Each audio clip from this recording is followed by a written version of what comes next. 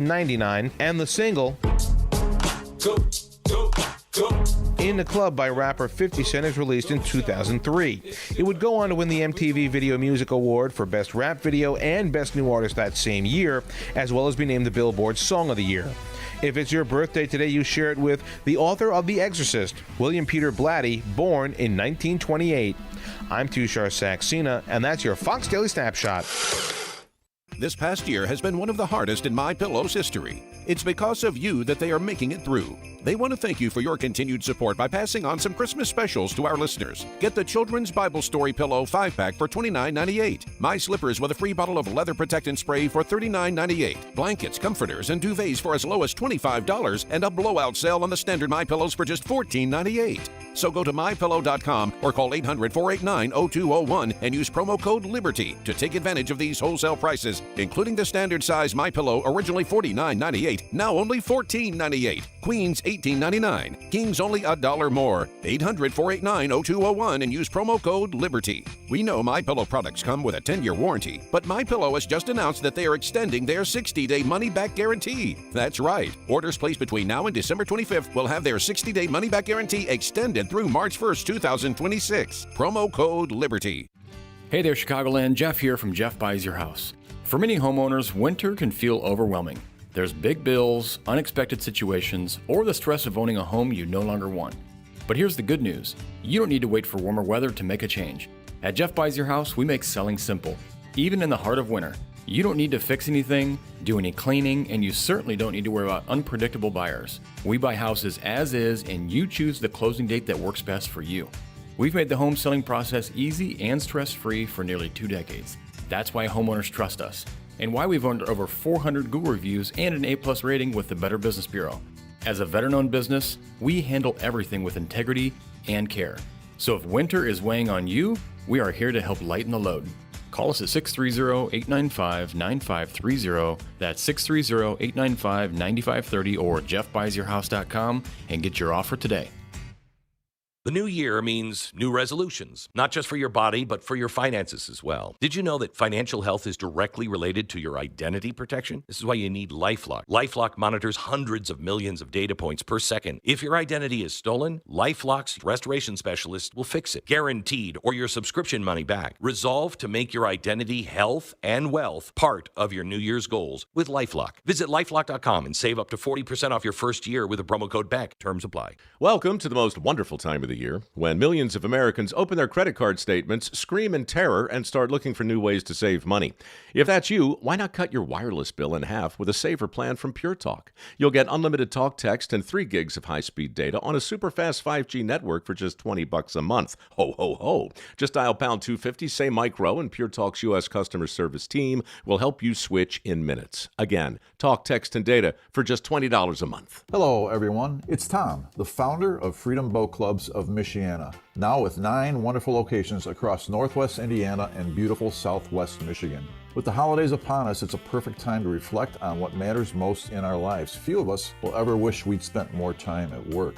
As the old saying goes, time spent on the water will not be subtracted from our lifespan, so just how precious is that boating time?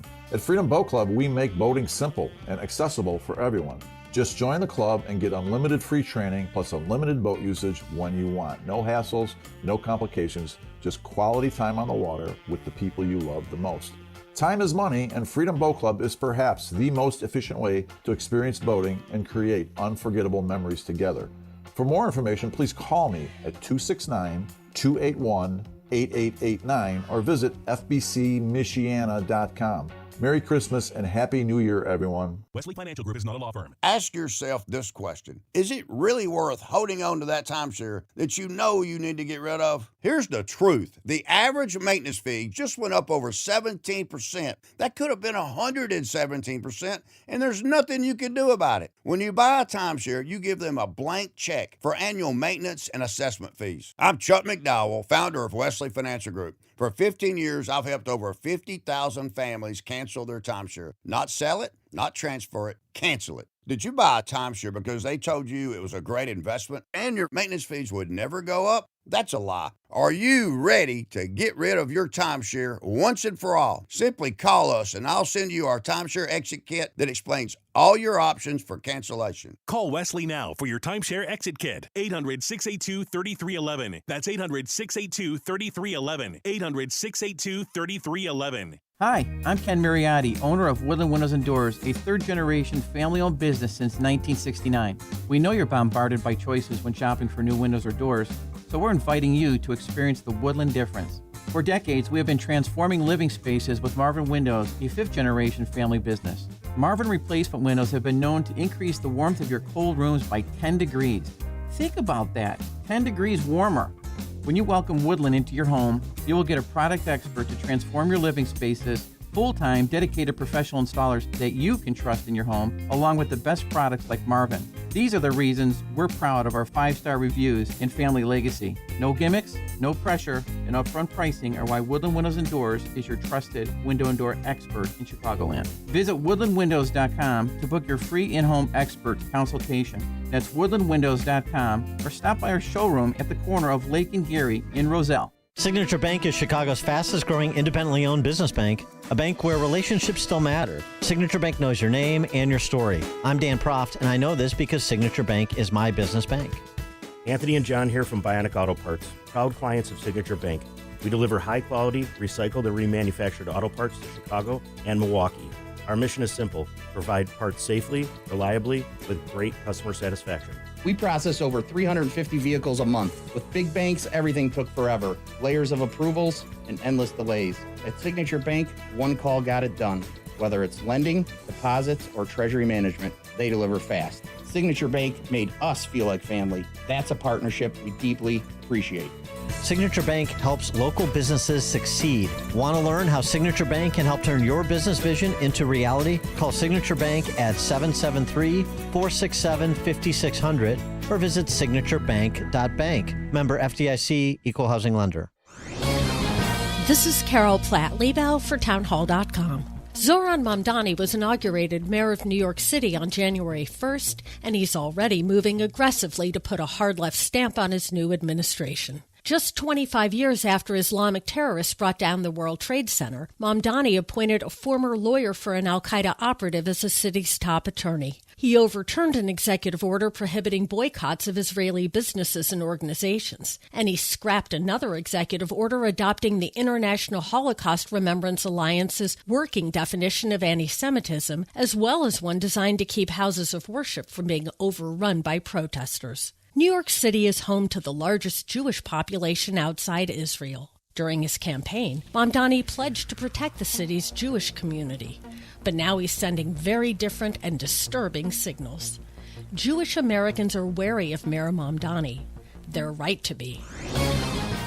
Dan Proft here to tell you about our 2025 Food for the Poor campaign. If you've listened to this station and to our show for any length of time, then you already know about Food for the Poor. They are a nonprofit, faith-based organization that provides food, water, medicine, clothing, and life-saving supplies directly to local partners in Latin America and the Caribbean. We all know about how bad the situation is in Latin America and the Caribbean right now. Economic decline, political instability and corruption, and high food prices. The only thing standing between these families and starvation is Food for the Poor and their partners who are providing life-saving food relief on the ground. But in order to get food and water to those who need it most, Food for the Poor needs your help. Your gift of just $150 can provide food and water for 2 children for an entire year. For a gift of $300, you can provide food and water for 4 children for an entire year. To make a gift of any amount, just call 844-862-4673. That's 844-862-4673. Or visit 560theanswer.com/foodforthepoor. Now, your official weather forecast. Today, expect patchy morning fog leading to reduced visibility, followed by a mix of clouds and sunshine. The high will reach 44. Tonight, clouds will be on the rise with a low of 39. Tomorrow, anticipate overcast skies with intermittent rain in the afternoon and a high temperature of 53. I'm meteorologist Jason Caterina on AM 560, The Answer. Get the latest weather, traffic, and news updates online at 560theanswer.com. Portions of the following show may be pre-recorded. Now, from the Signature Bank Studios. This is Chicago's Morning Answer with Dan Proft on AM 560. The Answer.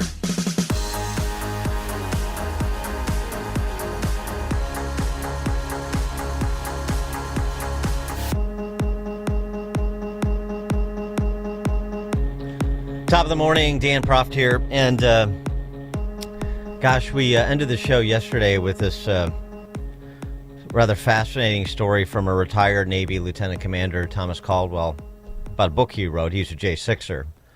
Arrested, imprisoned, solitary confinement, charged with seditious conspiracy, one of the small fraction of J6ers charged with actual sedition, given that this was supposedly an insurrection according to the left, but he was one of the few.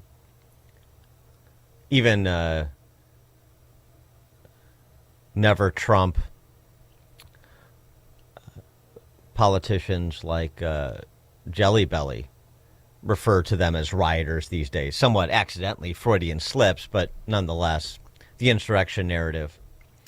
Anyway, he ends up being convicted of a much lesser offense, tampering with evidence, and you can listen to the interview. We'll repost it this morning because it's worth listening to, where it was a text he supposedly deleted that federal prosecutors and the FBI apparently, according to him, doesn't even know what the text was, was able to identify a text that was the nature of the alleged text that was deleted, and yet he gets convicted of that anyway. You know, because you're in D.C. and all these J6ers are allegedly insurrectionists, and we have to convict him on something.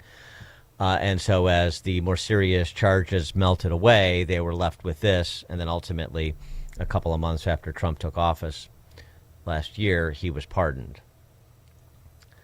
But it's a fascinating story about what I would say was the extra-legal extent to which the federal government went after nonviolent protesters. Maybe some were trespassers. Some definitely were trespassers, but nonviolent protesters who turned into nonviolent trespassers and tried to concoct this idea that not only was this an organized attempt to overthrow the government, and it nearly succeeded,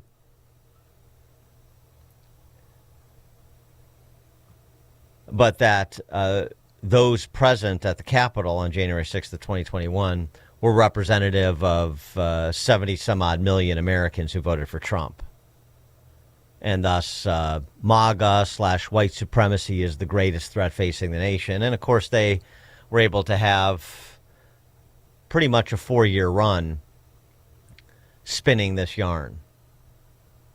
And then in the last couple of years of the Biden administration, it started to break apart when more information finally started coming out, including into the last year of Trump's presidency, first year of his second term, I'm referring to, where you had new sheriffs in town and more information being disclosed, and we started to get some indication that, yeah, maybe Chris Wray, for example, knew more than he was testifying to before congressional committees when it came to FBI presence or the FBI presence vis-a-vis CIs on that day and what they were doing. And even according to the DOJ Inspector General report that came out in December of 2024, which didn't go nearly as far, this is still in dispute as far as I know, in terms of the extent of FBI presence on that day. You had a Blaze story come out last year that suggested 274 FBI agents were on scene. But even the DOJ Inspector General report under Biden conceded there were 24 CIs, some of whom also made their way into the Capitol, ostensibly, committing the same conduct as those that were prosecuted as essentially insurrectionists, even if they weren't charged with seditious conspiracy or sedition. They were treated as insurrectionists rhetorically by federal prosecutors. And so I bring all this up to marvel at the choice that congressional Democrats made yesterday to have this George Floyd-esque vigil. Didn't you find all of the assembled neo-Marxists holding their candles in unison like a Coca-Cola Christmas commercial. Didn't you find that eerily reminiscent of the performative kneeling down in the Capitol Rotunda led by Nancy Pelosi, in their full COVID battle regalia, meaning masks, kneeling down for George Floyd during the Summer of Love? So 5 years later, we're still treated to that, and we're treated to commentary like this from Pagliacci Schumer, which is J6 of 2021 is J6 of 2025, as J6 of 2026 is J6 as far as the eye can see. America changed that day, and we're still living with the aftermath of it. Let us remember the attack of January 6th is not over. It lives on in the threats to our election workers. It lives on through those who want to take away our right to vote, who want to legalize voter discrimination. We must never, never, never stop fighting for this beautiful democracy, which January 6th showed us is more fragile than we ever imagined. 312-642-5600, turnkey.pro answer line. They're still going with the Vanguards of Democracy rap.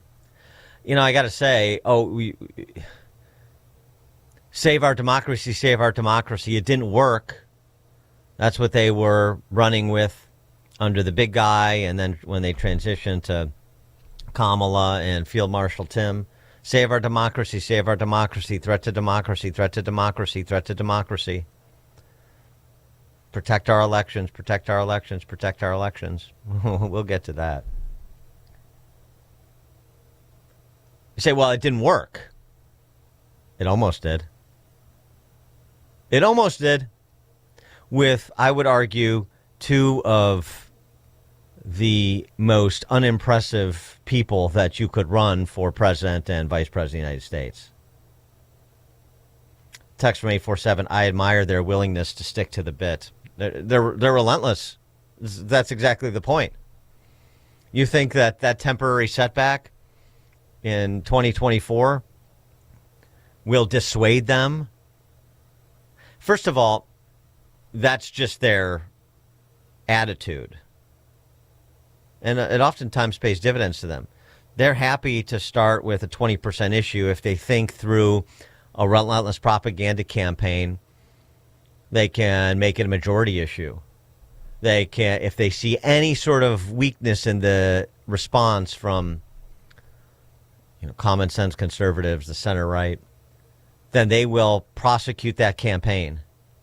You don't want to talk about it? We'll talk about it. And we'll beat you about the head and neck area with it until you submit, or until you're drummed out of office because you're perceived as being less than forthright, you're perceived as being cowardly. What it does, even if it doesn't move voters their way, is it demoralizes voters who are otherwise inclined to the common sense conservative choice, which is why they do it. And they're very effective. Secondly, it's all they really have. Because as we remark all the time, you can't sell this brand of Marxism or any previous iteration on the merits. So it has to be cast in lofty, righteous rhetoric, saving our democracy, protecting vulnerable populations, equity, it being anti-racist. It's never presented in all of its actual gory details. This is using violence to rip resources from those who earned them and redistribute them to those who didn't. This is picking winners and losers and rolling over whoever we said were the losers if they protest.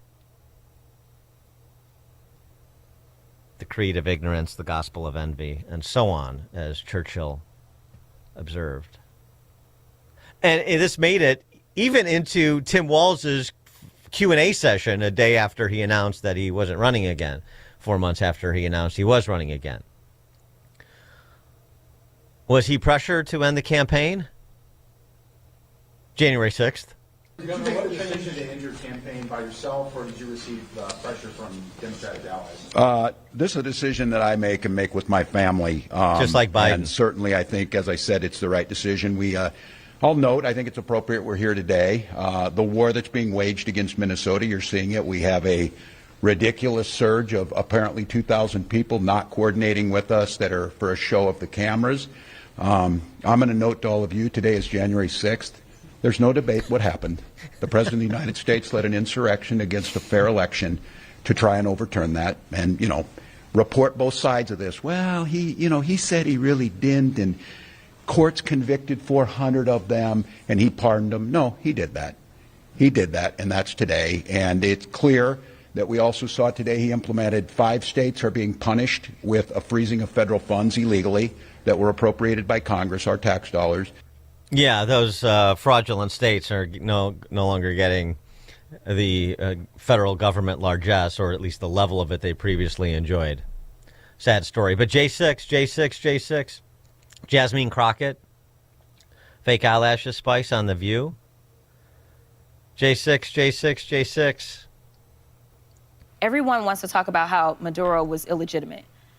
As we sit here on January 6th, I do want to be clear. Somebody else was trying to be a Maduro of the United States. Yep. Somebody else wanted to do the exact same thing. Yep. The difference is Maduro was successful. I can't wait to see how she does in that Senate race in Texas. Corey Woodlawn. Hey, Corey. Hey, thanks for taking the call, Dan. I think the effectiveness of the Democratic Party isn't the Democrat. It's their media. Their media covers for them. They lie for them. They watched their cities burn during the George Floyd riot, and that was the most successful I think the government was. The government locked up everyone involved in George Floyd's situation in a few days. They were sitting in prison, but in the summertime, our neighborhood was burning. I was talking to people on 63rd Street. They were breaking in Rothschilds. They destroyed that business. It never got back on its feet.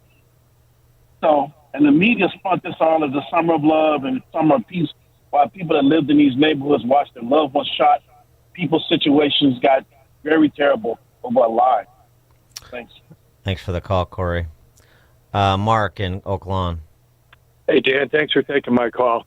The more you're talking, the more I'm thinking about how, the 300,000 votes in Georgia, they just found out they were suspect, and they were never really authenticated. The Hunter Biden laptop, if we had known the truth about that, Trump would have won that election going away. The election was stolen from him, let's face it. But I was going to make a point, Dan, about, the Liz Cheney's and the Adam Kingslings there and the Dick Cheneys and the George Bushes of the world. We really got to focus on the rhinos because they're just mouthpieces against Trump. And they really don't care about our country. They just think about themselves and enriching themselves. And with the midterms coming up, you got to watch these rhinos. They're worse. They're the Saul Lewinsky, the wolves in sheep's clothing. They can make it really miserable for Trump. So we need to speak out against them. Thanks for the call, Mark. Well, right, the speak out part is where I want to pick it up at 5:38 after we check the headlines, which we'll do now. Good morning. It is 36 degrees here in Chicago on AM 560, The Answer. I'm Stace Keene in the AM 560 newsroom. The Trump administration has announced plans to stop billions of dollars in funding for social services in 5 states that are led by Democrats following allegations of fraud. Affected programs include the Temporary Relief for Needy Families, also known as TANF, and the Child Care Development Fund. Along with Illinois, funding is set to be halted for Minnesota, New York, California, and Colorado. Officials with the Illinois Department of Human Services say they've not yet received word about any shutdowns of their programs and services. Chicago Mayor Brandon Johnson has vetoed a curfew ordinance that would have allowed Chicago Police Superintendent to declare a curfew for 3 hours with just 30 minutes notice. A veto override failed after proponents of the bill could not secure enough votes to override the mayor's veto. This report is sponsored by Back to School America. This holiday season, help Back to School America make an impact on teachers who give it their all. Your donation will empower teachers and inspire students. Give today at B2SA.org. That's B2SA.org. Larry Elder wants facts in the argument. It just drives me crazy whenever there is a mass shooting and the immediate call for people on the left to demand more gun control, never, even on Fox, do you hear somebody say, well, let's also consider how often Americans use guns to save lives, themselves or others, or bodily injury. It just seems to me that should be relevant. The Larry Elder Show, weeknights at 8, right before Sean Hannity at 10 on AM 560. The Answer. Is cremation an option you're considering for you or your loved one? At Catholic Cemeteries, we offer sacred, permanent places of rest where loved ones can be remembered, prayed for, and visited for generations. Too often, cremated remains are brought home, only to end up in closets, basements, or forgotten on shelves. Memorialization is forever. Honor their life. Preserve your legacy. Visit us today at CatholicCemeteryChicago.org to schedule a free consultation or call 708-236-5490. A vacation should be relaxing, and it can be an adventure. Alistair Begg invites you on a remarkable cruise to the Netherlands and Norway, September 5th through the 12th, 2026. You'll see one of the most picturesque parts of the world, sailing through breathtaking fjords with towering cliffs, cascading waterfalls, and glassy pure waters, while basking in the luxury of first-rate travel, complete with elegant cuisine aboard Holland America's majestic cruise ship, the Statendam, and studying God's Word daily with Alistair. One of the stops will be the village of Nordfjordjed, tucked between fjords and forested hills, welcoming you with small-town charm. Visit the Viking Center, where you can see the largest Viking ship ever discovered. Cabins are limited, so call today at 855-565-5519, 855-565-5519, or log on to deeperfaithcruise.com. You need to be tuning into the Retirement Success Blueprint with Michael Stewart, the radio companion to the Amazon best-selling book, Success Blueprint, How to Build the Retirement You Deserve. Each week, Michael shares strategies designed to help reduce market risk through income-generating investments that can provide steady returns. Because if you can avoid a big loss, you don't need to take big risks. Catch the Retirement Success Blueprint with Michael Stewart, Saturday mornings at 10, right here on AM 560 The Answer. Hair Volume from New Nordic will make your hair look thick and healthy. Hair Volume is available online at Amazon and NewNordicUSA.com or in the hair care aisle at your local CVS. Now, your official weather forecast. Today, expect patchy morning fog leading to reduced visibility, followed by a mix of clouds and sunshine. The high will reach 44. Tonight will bring increasing cloud cover with a low of 39. Tomorrow, anticipate a thick cloud cover with intermittent rain in the afternoon, reaching a high of 53. I'm meteorologist Jason Caterina on AM 560, The Answer. Get the latest weather, traffic, and news updates online at 560theanswer.com. Now, from the Signature Bank Studios. Only the biggest stories, only the biggest guests, and only the biggest opinions. This is AM 560, The Answer.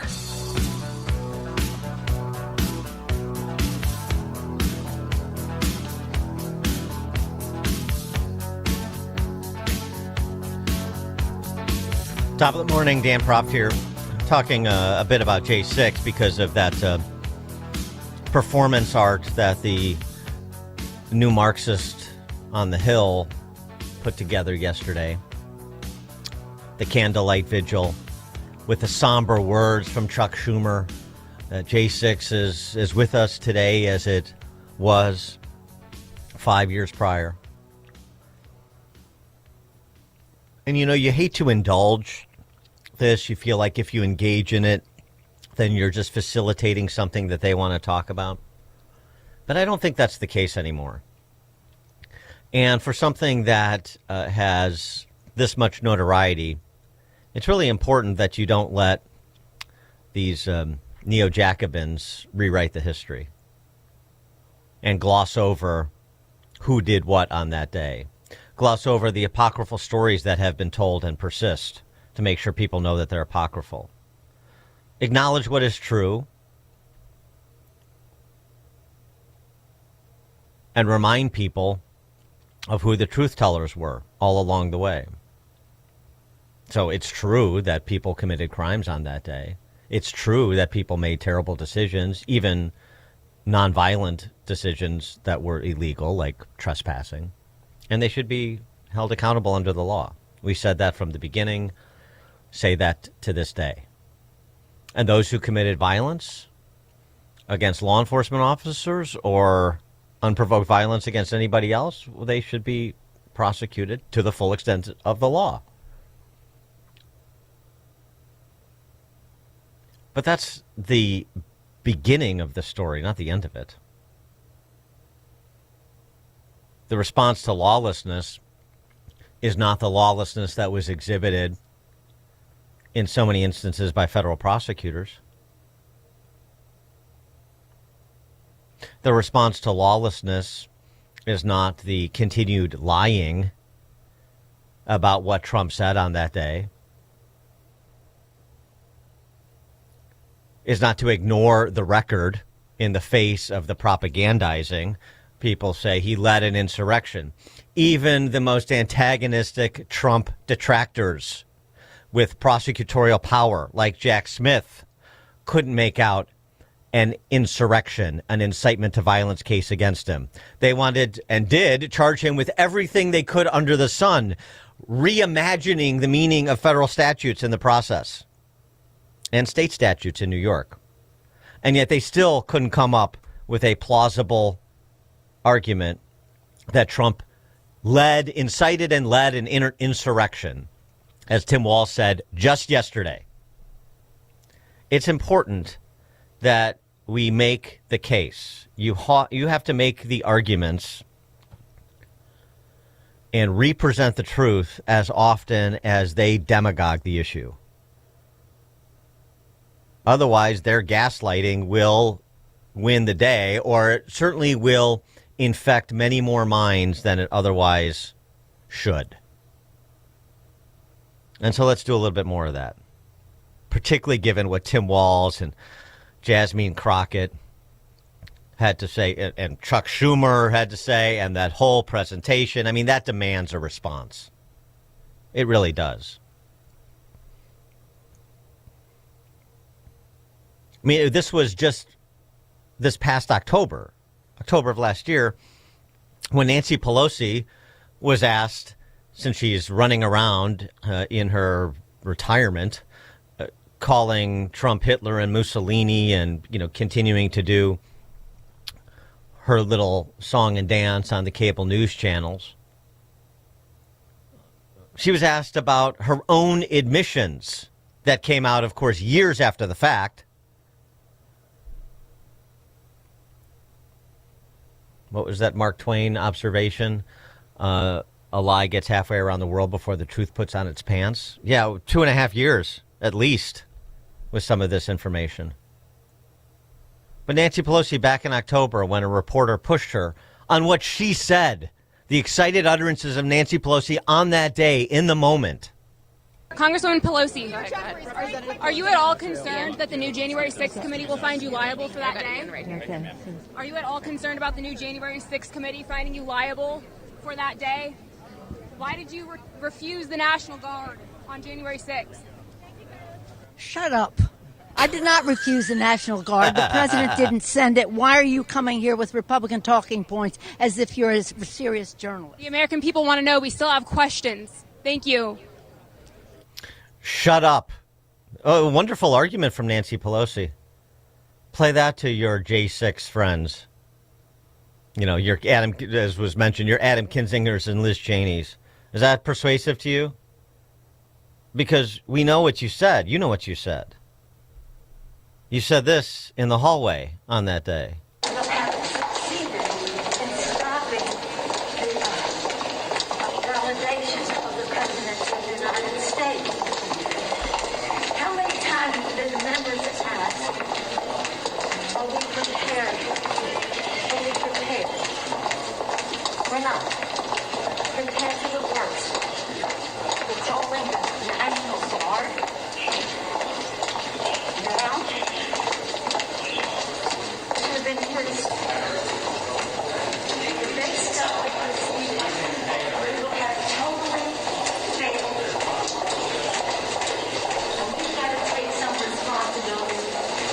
There it is.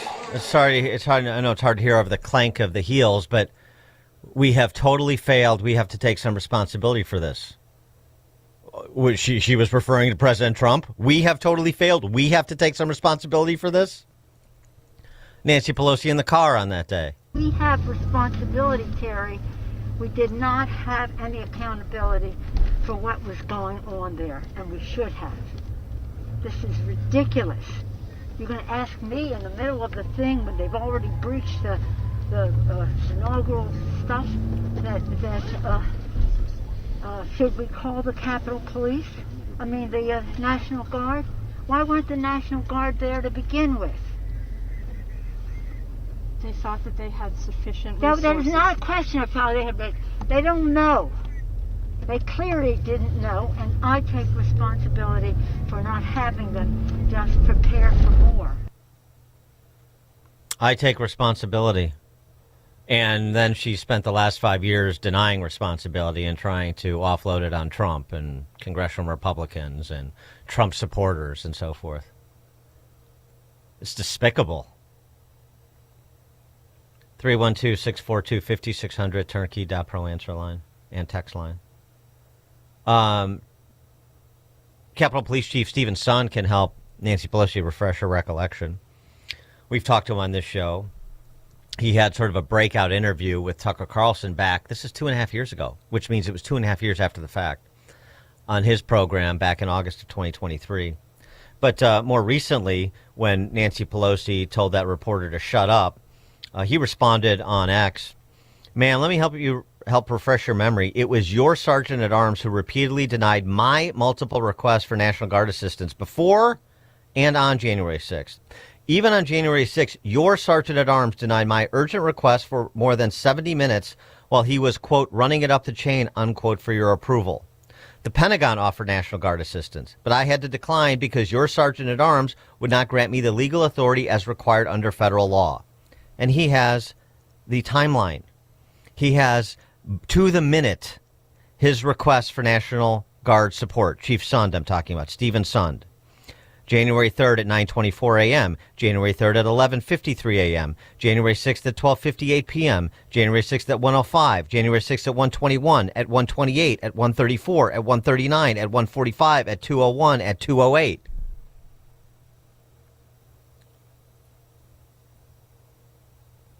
And Stephen Sund, in that interview with Tucker Carlson, provided additional detail, talking about the intel leading up to January 6th. What we've learned that it was out there at the time versus what we had coming into it, night and day.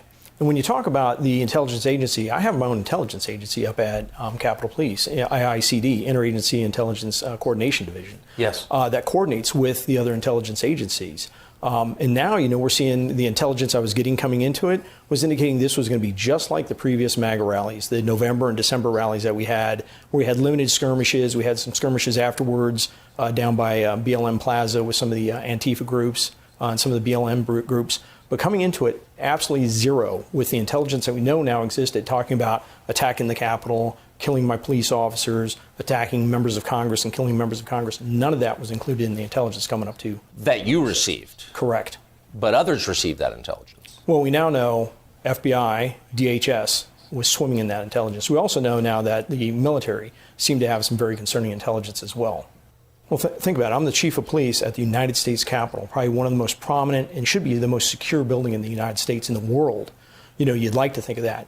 But when you look at it, and don't take my word for it, there's now at least four congressional reports talking about the intelligence failure, IG reports, GAO reports talking about various intelligence failures. But coming into it, think about it. FBI, the Washington Field Office didn't put out a single document, a single official document specific to January 6th. DHS didn't put out a single official document specific to January 6th. That's very unusual. I've been through many other events in Washington, D.C. FBI would host a joint conference call at the least, maybe a executive JTTF, Joint Terrorism Task Force briefing, and for all these big events, DHS and FBI would get together and put out something that was called a JIB, a Joint Intelligence Bulletin.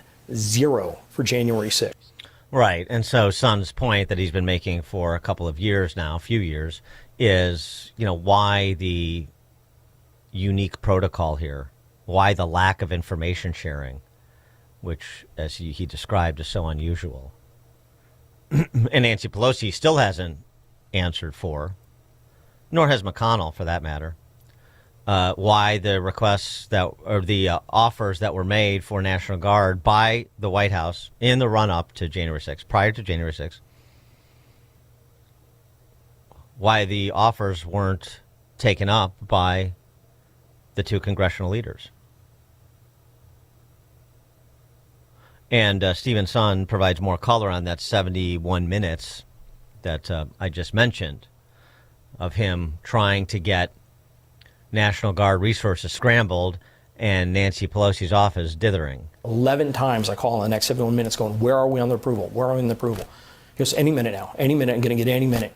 Finally at 2:09, 71 minutes later, 2:09, I'm finally given approval. Think about that. 71 minutes later, I immediately call Mike Stinger, say we've got approval. I was so pissed off, I made sure that the watch commander, I'm in the command center, I yelled to John Wisham, the lieutenant, that's my watch commander. I said, John, mark the time as 2:10. I finally got approval for the National Guard. And the fallout from all this? I beg, and he goes, well, I'm going to walk down the hall and we'll talk to the Secretary of Defense or whoever he's going to talk to. Right then I get notification. Oh, so I'm still on the call. We have the shooting of Ashley Babbitt. And I said, we have shots fired. I still remember yelling over the phone. We have shots fired on the USC Capitol. Is that urgent enough for you now? Hang up the phone because now I got to start making my notifications. I got to call the Sergeant Arms saying, hey, we got what looks like maybe a confirmed shooting. Do you know when the National Guard finally arrived? 6 p.m. 6 p.m. they're sworn in on post. Do you know those National Guard, the 150 to 180 that are within eyesight of the Capitol? You know what they do with them? They put them in vehicles, drive them around the Capitol back to the D.C. Armory. You know where the D.C. Armory is. It's far away, yeah. Washington, Yes. White House is on one side, United States Capitol, D.C. Armory almost equidistant on the other RFK side. RFK Stadium. Yeah, over by RFK Stadium. They drive them back then, and they send me in the evening troops. Not really. Can you frickin' believe it? No, that's real. That's real. And you know what else they do? While I'm begging for assistance, the Pentagon sending resources to generals' houses to protect their homes, but not me. So you begin to think, it seems a little conspiratorial. I can see where somebody, I'm not a conspiracy theorist, but I can see where people begin to go down that rabbit hole real quick. And why it took Stephen Sun so long to provide this level of detail after January 6th of 2021. A Senate committee looking at this initially tried to block testimony from non-active employees, including Sund and the relevant sergeants at arms. The J6 House committee, Pelosi was off limits, Sund was removed. The intel officer named acting chief, she got a vote of no confidence, so she doesn't get the job, winds up as chief of police at UC Berkeley.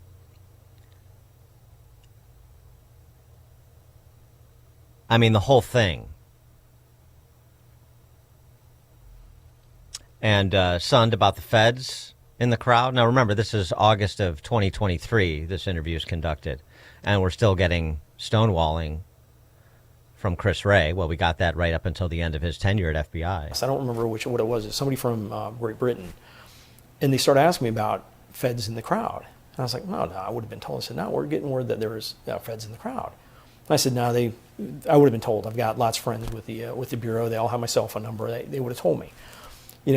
Thinking about that, and Jill Sanborn's testimony in 2021 where she said they were taking overt action to keep certain people from coming to January 6th to Washington, D.C. That's big for FBI to start taking overt action. I mean, that's not covert, overt.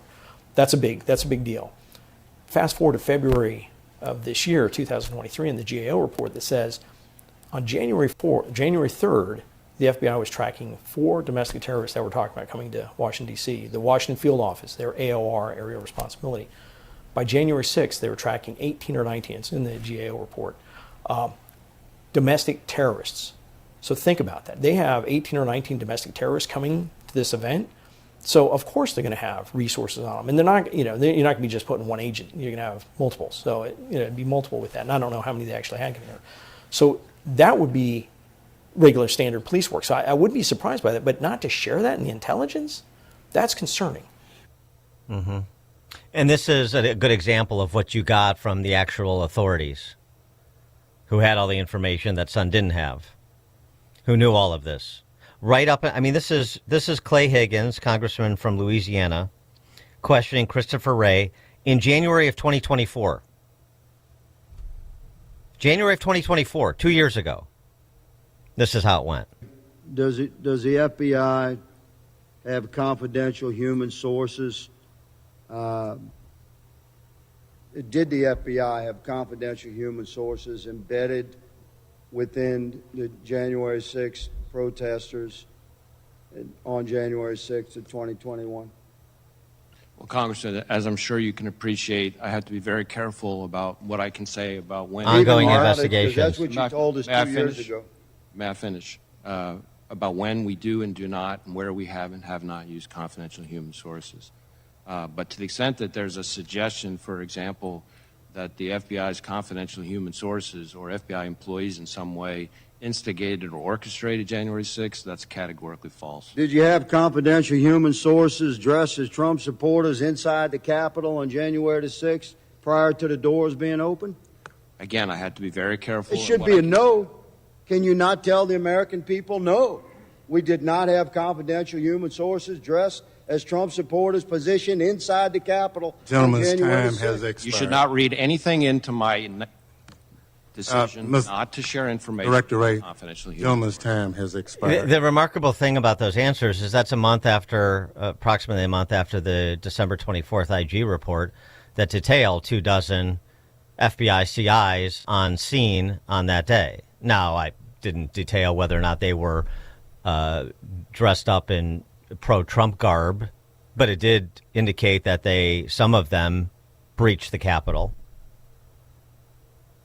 Didn't make any conclusions about instigating anything, but they were there. And again, as I mentioned at the outset of this, you have the report from anonymous sources that was published by The Blaze that suggests there were 274 FBI agents on site on that day. And, if I'm somebody at the FBI or in the federal government, and this is, on cash too, I certainly want to separate fact from fiction on this and provide full disclosure. The ongoing investigations are over. There are no current prosecutions that I'm aware of because of the blanket pardon, in part. So why do we still have these open questions? But this is why it's important to go back and correct the history, address the propagandizing you're hearing from the Crockett's and the Schumers and the Walzes in real time 12 hours ago. Marty in Naperville, you're on Chicago's Morning Answer. Morning, Dan. Hey, just we can go on and on about this, but as long as the media covers it the way they want. Example, this morning on the WGN9 News, they were going on and on talking to Pritzker and some guy from Chicago, who of course looks like he's got the scene from the Star Wars bar behind him, going on and on about how terrible Trump is about cutting funds for the D.C., whatever they're cutting funds for. And then the final thing they say is, but nobody has heard whether or not this is going to be done yet. The point is, once the media, whatever the media reports is what probably 60% of the people are buying, and I'm using quotations. Well, thanks for the call, Marty, but let's get it down to 55% or 50%. I tell you, it's a very small percentage of people that have the institutional memory that this show does, and this show's listeners do because they listen to this show, that will recall everything that Stephen Sund had to say and raise these questions and tackle what Nancy Pelosi had, tackle the clips that came out of what Nancy Pelosi said on that day in that moment, like we just did. You start to present that to otherwise reasonable people, and whatever they're repeating from what they heard on WGN or wherever else, they are at a dead end, aren't they? Because they don't really know. They're just repeating. This is why, part of the job of being a good citizen is to inform the uninformed as best you can, at least those that are interested in being informed. If they're not, then move on to somebody who is. But that's why it's important to go over this again and again and again. You cannot let the apocryphal stories stand. Like, for example, this one, AOC, platformed by Dana Bash. I didn't think that I was just going to be killed. I thought other things were going to happen to me as well. So what sounds like what you're telling me right now is that you didn't only think that you were going to die, you thought you were going to be raped. Yeah. thought I was. She wasn't in the building. As my understanding is, she wasn't in the building when the breach occurred. So, I don't know what she feared or didn't fear, but I wouldn't call it a rational fear if you weren't there. You know what I mean? Those are the kind of things I'm talking about. Coming up at 6:06, we'll turn our attention back to national welfare fraud, state to state. It's now 6 o'clock, AM 560. After capturing Venezuela's leader comes a lot of Venezuelan oil. I'm Dave Anthony, Fox News. We deserve to be reimbursed for the cost that it took financially to free Venezuela. That's what Republican Senator Bernie Moreno tells Fox. Later this morning, he and every other senator will get a briefing on the operation that captured Nicolas Maduro. Then the full House will get a private meeting with the Secretaries of War and State. As for the oil, President Trump posted this on Truth Social. The interim authorities in Venezuela will be turning over between 30 and 50 million barrels of high-quality, sanctioned oil to the United States of America. The president also wrote it'll be sold at market price. And Fox's Lucas Tomlinson adds, and if all goes accordingly, President Trump says the Venezuelan oil will be shipped to the United States. This will be a big test for the new leader of Venezuela, Delcy Rodriguez, if this deal is pulled off. The president plans a meeting with oil executives Friday.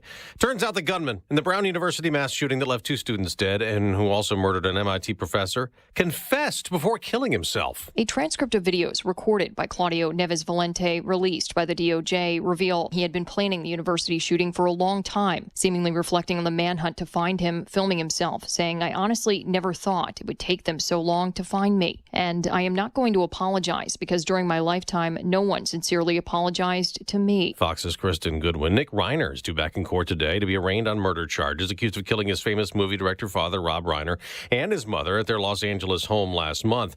Today marks 1 year since massive wildfires scorched the L.A. area, killing at least 31 people, burning down thousands of homes, including Georgie Antonori's mobile home in Palisades. And like many others, she's in limbo, telling Fox. They still haven't cleaned up the park. It still sits basically like it did the day after the fire. And we don't know if we're going to be able to rebuild or not. And everyone in our community really just wants to go home. America's listening to Fox News. WIND, Chicago. Good morning. It is 35 degrees here in Chicago on AM 560 The Answer. I'm Stace Keene in the AM 560 newsroom. Illinois U.S. Senator Tammy Duckworth is criticizing the U.S. House Speaker and President after a provision expanding in vitro fertilization coverage for military families was stripped from the defense bill. Katrina Barker has the story. Sean Tipton, Chief Advocacy and Policy Officer for the American Society of Reproductive Medicine, said the Speaker's decision was rooted in ideology rather than fiscal realities. And the Speaker just decided he was going to take it out. It's undemocratic. It's cruel to the military. Critics of the policy, including David Smith of the Illinois Family Institute, argued the federal government should not require taxpayers to fund IVF, which they view as an elective medical procedure. The taxpayers should not be funding this dubious research and medical procedure. Tipton rejected claims that IVF would crowd out other healthcare services. The Illinois Department of Public Health says flu activity is very high in our state, the most severe 5 respiratory illness activity levels as defined by the CDC. Illinois reported its first flu death in a child this season after reporting 12 pediatric deaths from the flu during the 2024-2025 season. The IDPH says that COVID-19 rates have climbed to moderate levels. Chicago Mayor Brandon Johnson has vetoed a curfew ordinance that would have allowed Chicago Police Superintendent to declare a curfew for 3 hours with just 30 minutes notice. A veto override failed after proponents of the bill could not secure enough votes to make that override happen. This report is a service of Air Right Heating and Cooling, offering AM 560 listeners $56 off any service, including inspections, or take advantage of limited-time federal rebates on a new furnace. Visit Air Right Heating and Cooling today at AIR-RITE.com. Again, that's AIR-RITE.com. A check of the roads is coming up in 2 minutes on AM 560, The Answer. Mike Gallagher stands up to the bullies. I think this boils down to recognizing the actual evil that we're facing. It is absolute evil to attack Erica Kirk. There's no gray area here. You want to sit around and attack a grieving widow who just months ago lost her husband. You're rotten to the core. your soul is gone. The Mike Gallagher Show, weekdays at 9 on AM 560. The Answer.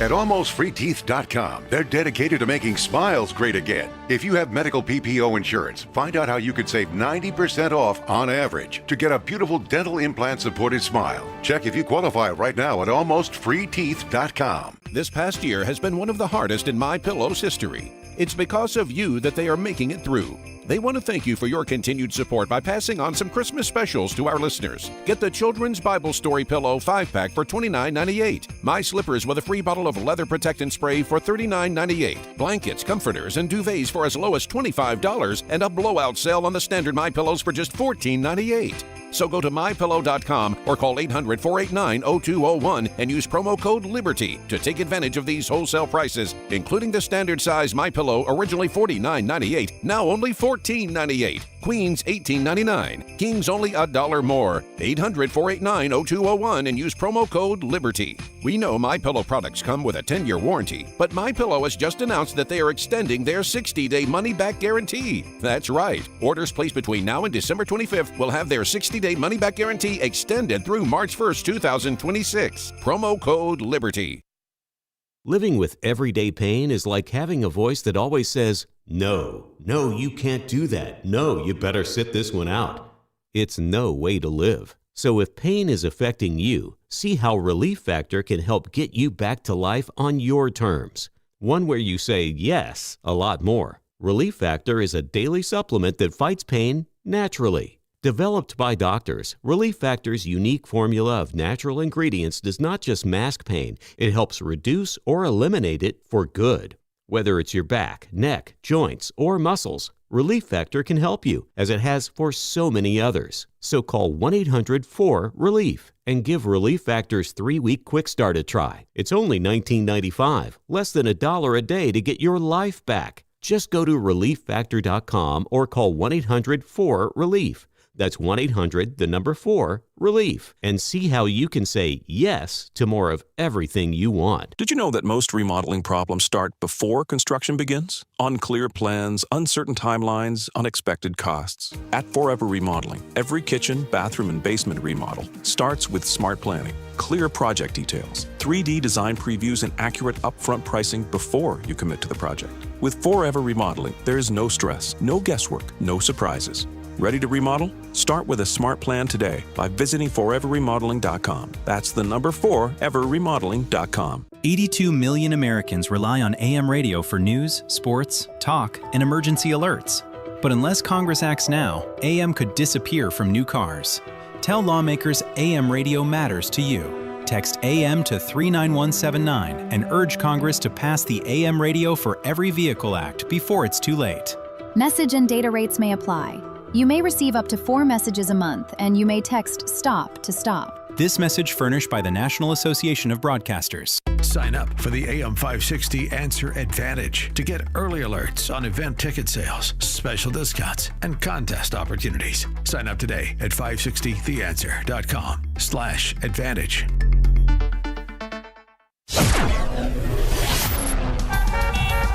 Taking a look at the roads from the Team Hackberg Traffic Center, I'm Sue Aller. You're off to a great start on the Eden, just 14 minutes both ways from Lee Cook to Montrose. No slowdowns to tell you about on the Kennedy, inbound from O'Hare to the Byrne Interchange, 17 minutes. Outbound is 20. It's 26 minutes inbound on the Eisenhower from the Jane Addams to the Old Post Office. Outbound is 28. Inbound Stevenson looks great. From the Tri-State to Lakeshore is 16 minutes. Outbound is 15. The Dan Ryan from 95th to the Byrne Interchange, 13 minutes. Outbound is 11. A little bit sluggish on the Dan Ryan Express inbound as you make your way towards the Stevenson, and you are slow on the Bishop Ford inbound between 103rd Street and the Dan Ryan. Northbound Lakeshore Drive, a slight tap on the brakes as you head towards Hollywood Avenue. This report is a service of the daily podcast of Chicago's Morning Answer and the Sean Thompson Show. Hear both shows with limited commercials when you subscribe for free to the daily podcast at 560theanswer.com/podcast. Chicago's Morning Answer continues next, but now a check of your forecast from the National Weather Service. Today, expect patchy morning fog leading to reduced visibility, followed by a mix of clouds and sunshine.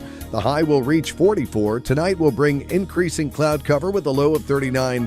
Tomorrow, anticipate a thick cloud cover with intermittent rain in the afternoon, reaching a high of 53. I'm meteorologist Jason Caterina on AM 560, The Answer. Get the latest weather, traffic, and news updates online at 560theanswer.com. Now, from the Signature Bank Studios, this is Chicago's Morning Answer with Dan Proft on AM 560, The Answer.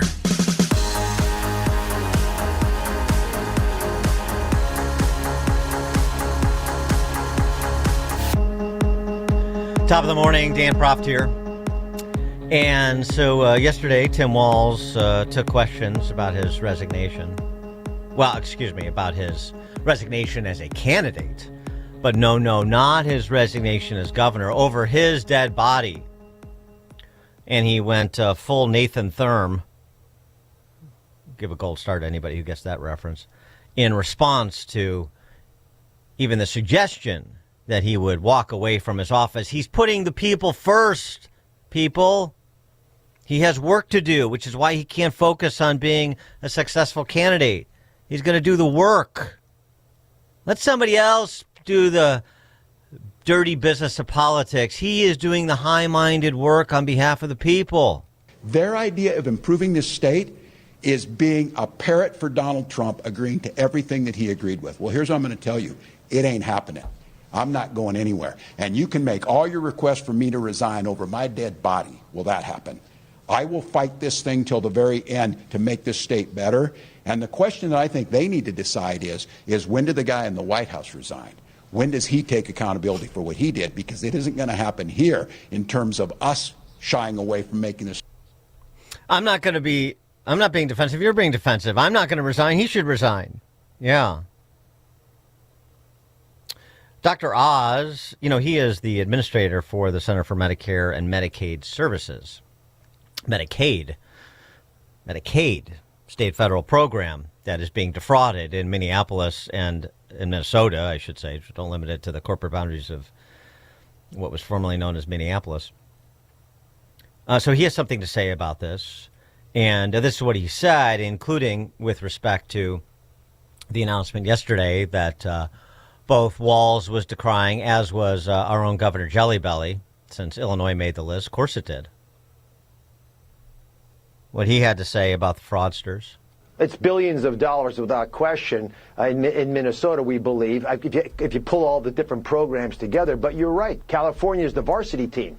Minnesota was JV at this game, we believe. And we already know, just looking at one specific little minor seeming issue, which is the number of illegal immigrants getting covered by state Medicaid programs. Now, these are theoretically programs that only state taxpayers have to come up with. In California alone, we already have $1.3 billion that they're actually paying us back on because they know they're ripping off the federal taxpayer. What that means, Laura, is if you're watching me and Laura's show in Texas or California or even New York, Texas, Florida, or even New York, you're paying taxes that go to California taxpayers wrongly, because we should not be paying for illegal immigrants in any state to get elective health care. Good point. Not only that, but of course the people that are supposed to be the beneficiaries of the programs see their access and quality of care suffer as a result of these fraudsters. But we're not supposed to care about the collateral damage, because so many of these people are mascots for Dem politicians in Minnesota, in California, in New York, in Illinois. Right? A text from 815, Martin Short. Great reference to start the day. Very good, 815. You get a gold star. That was indeed Martin Short. Something else, though, that Oz said, particularly juxtaposed to all of the soaring appeals to protecting our democracy and the integrity of our elections that we spent the first hour talking about with the J6 performative art yesterday. The integrity of our elections. Something else about this layered scam of welfare programs, federal and state and local, going on in Minnesota, and I'll bet you dollars to donuts, Illinois. Well, these fraudsters, and you're right, Minnesota Nice made it easy for them to make out like bandits. But let me share something with you that I learned recently. By federal law, if you sign someone up for Medicaid, you also give them the right to vote. So ironically, it's true for SNAP as well. As you give out social services, you also get them registered to vote. So you're building up a very partisan group of individuals. This is political patronage at the expense of Medicaid. The criminal part here is not just a horrible waste and fraud and abuse of our federal tax dollars, but you're taking money from our most vulnerable citizens. If you're lying about the fact that you have Somalian kids pretending to be autistic, that takes services away from kids who truly have autism. You're trying to make money off of an illness that is a challenge that's already significant, and you're penalizing our most vulnerable. This president, Secretary of Health and Human Services Bobby Kennedy, will not tolerate this. We're aggressively going after this fraud. Jim O'Neill and I are pursuing this aggressively on social media, and you're going to see more and more letters coming of us very specifically outlining the increasing vice grip of financial penalties that Minnesota is going to pay for unless they deal with this issue seriously.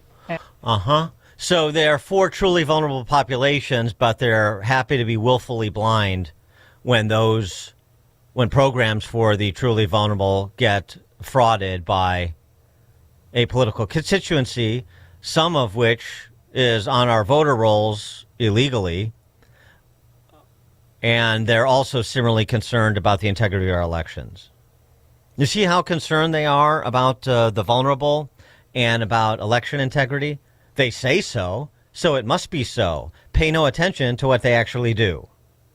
312-642-5600, turnkey.pro answer line. In Illinois, this has been visited upon Illinois. It was yesterday because Ted Dabrowski, friend of the show, Republican candidate for governor, a guy I'm supporting, working for, in just a full disclosure, as anybody who listens to this show knows, he's the only guy that has a chance to beat Pritzker. I'll tell you that right now. And it's not even a close call. Yesterday at a press conference, Dabrowski calling for an audit of the state human services in Illinois. Why? Or either we need an audit or we need a Nick Shirley and a Nick Sorter and some citizen journalists. One of the two. If we can't get a formal audit from the state, then we have to send in our independent journalists to do the work that we know the Chicago Political Press Corps won't do. But does this feel like smoke to you? Total state and federal spending on child care services has grown 300% since 2019. 300% in a state that is hemorrhaging population.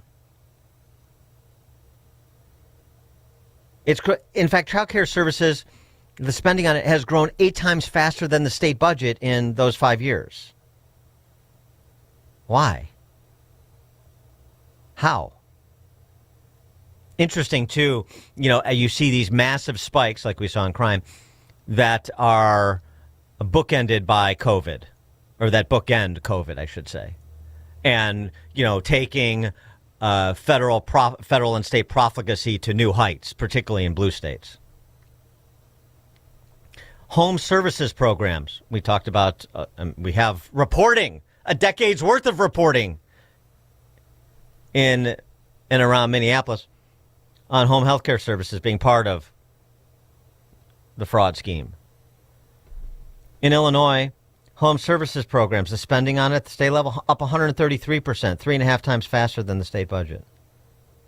Community care program up 82%, twice as fast as the state budget. In all this is from Dabrowski, there are $11 billion more dollars being spent on human services as compared to when Pritzker took office. That's twice what was being spent. Temporary assistance, TANF, temporary assistance to needy families, that's up 75%. 75%, 82%, 133%, 299%. So which is it? Is Pritzker driving everybody who has decided or to stay or can't leave into poverty, such as they qualify for these programs, or is something else afoot?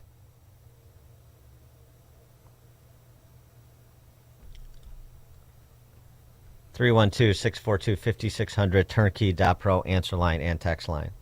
And Pritzker's response, this is great. Pritzker's response is to say that Dabrowski, and by extension Republicans, they don't care about providing services to vulnerable populations and the disabled. I mean, it's just perfect. Of course. The people that are asking questions, the people that are identifying fraud, they're the bad guys because they have to have bad guys. They don't want us to be discussing all of the evidence that is being presented and has been presented for years, all the reports and the videos and the conversations memorialized on video and the empty storefronts where with addresses that are attached to millions of dollars in state spend. They don't want us to talk about that. They need a boogeyman to deflect attention away from their constituents. The fraudsters I'm talking about and their beneficiaries, to deflect attention away from their incompetence at best, conspiracy to defraud more likely. And so it's because Trump froze federal support for these programs that are being frauded, or there's a reasonable suspicion they're being frauded. Now you're the one who's against providing services for vulnerable populations. Isn't that a neat trick? When in point of fact, despite all of this massive exponential increase in spend in Illinois, you want to talk about vulnerable populations? Why doesn't somebody ask Pritzker about the PUNS list? The PUNS list, the priority a prioritization of for urgent need of services, PUNS. Disabled people qualify for Medicaid, one of the constituencies Medicaid was originally envisioned to serve. And they're not getting the services to which they're entitled. They're, the state's own records, I looked this up over the holidays, the state's own records have more than 12,000 Illinoisans on the PUNS list. I mean, that means they're waiting for services because they're on the list. You talk to social service providers in these spaces, and they think that's a lowball number, probably more like north of 20,000. So all this spend, $11 billion more than when Pritzker took office, 2x, and in these specific programs, 3x in just the last 5 years, like child care services. And you have 20,000 qualified Illinoisans who have a defined intellectual or developmental disability and who are entitled to services, and we want them to get services, and they're on a list waiting for services. Square that circle for me.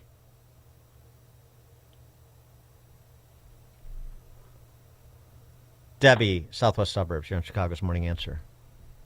Good morning, Dan. Thank you for bringing this to light. It's a really emotional subject. I have a profoundly 9-year-old autistic nonverbal with 9 other diagnoses, including global developmental delay.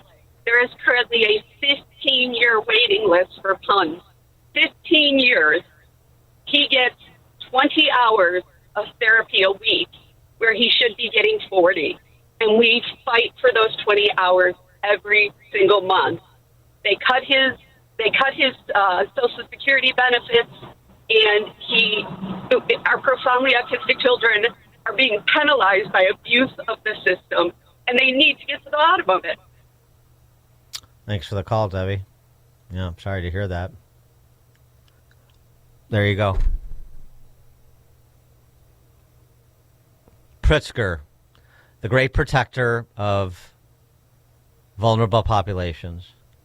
His party, the great protector of our election integrity, as you just heard from Dr. Oz.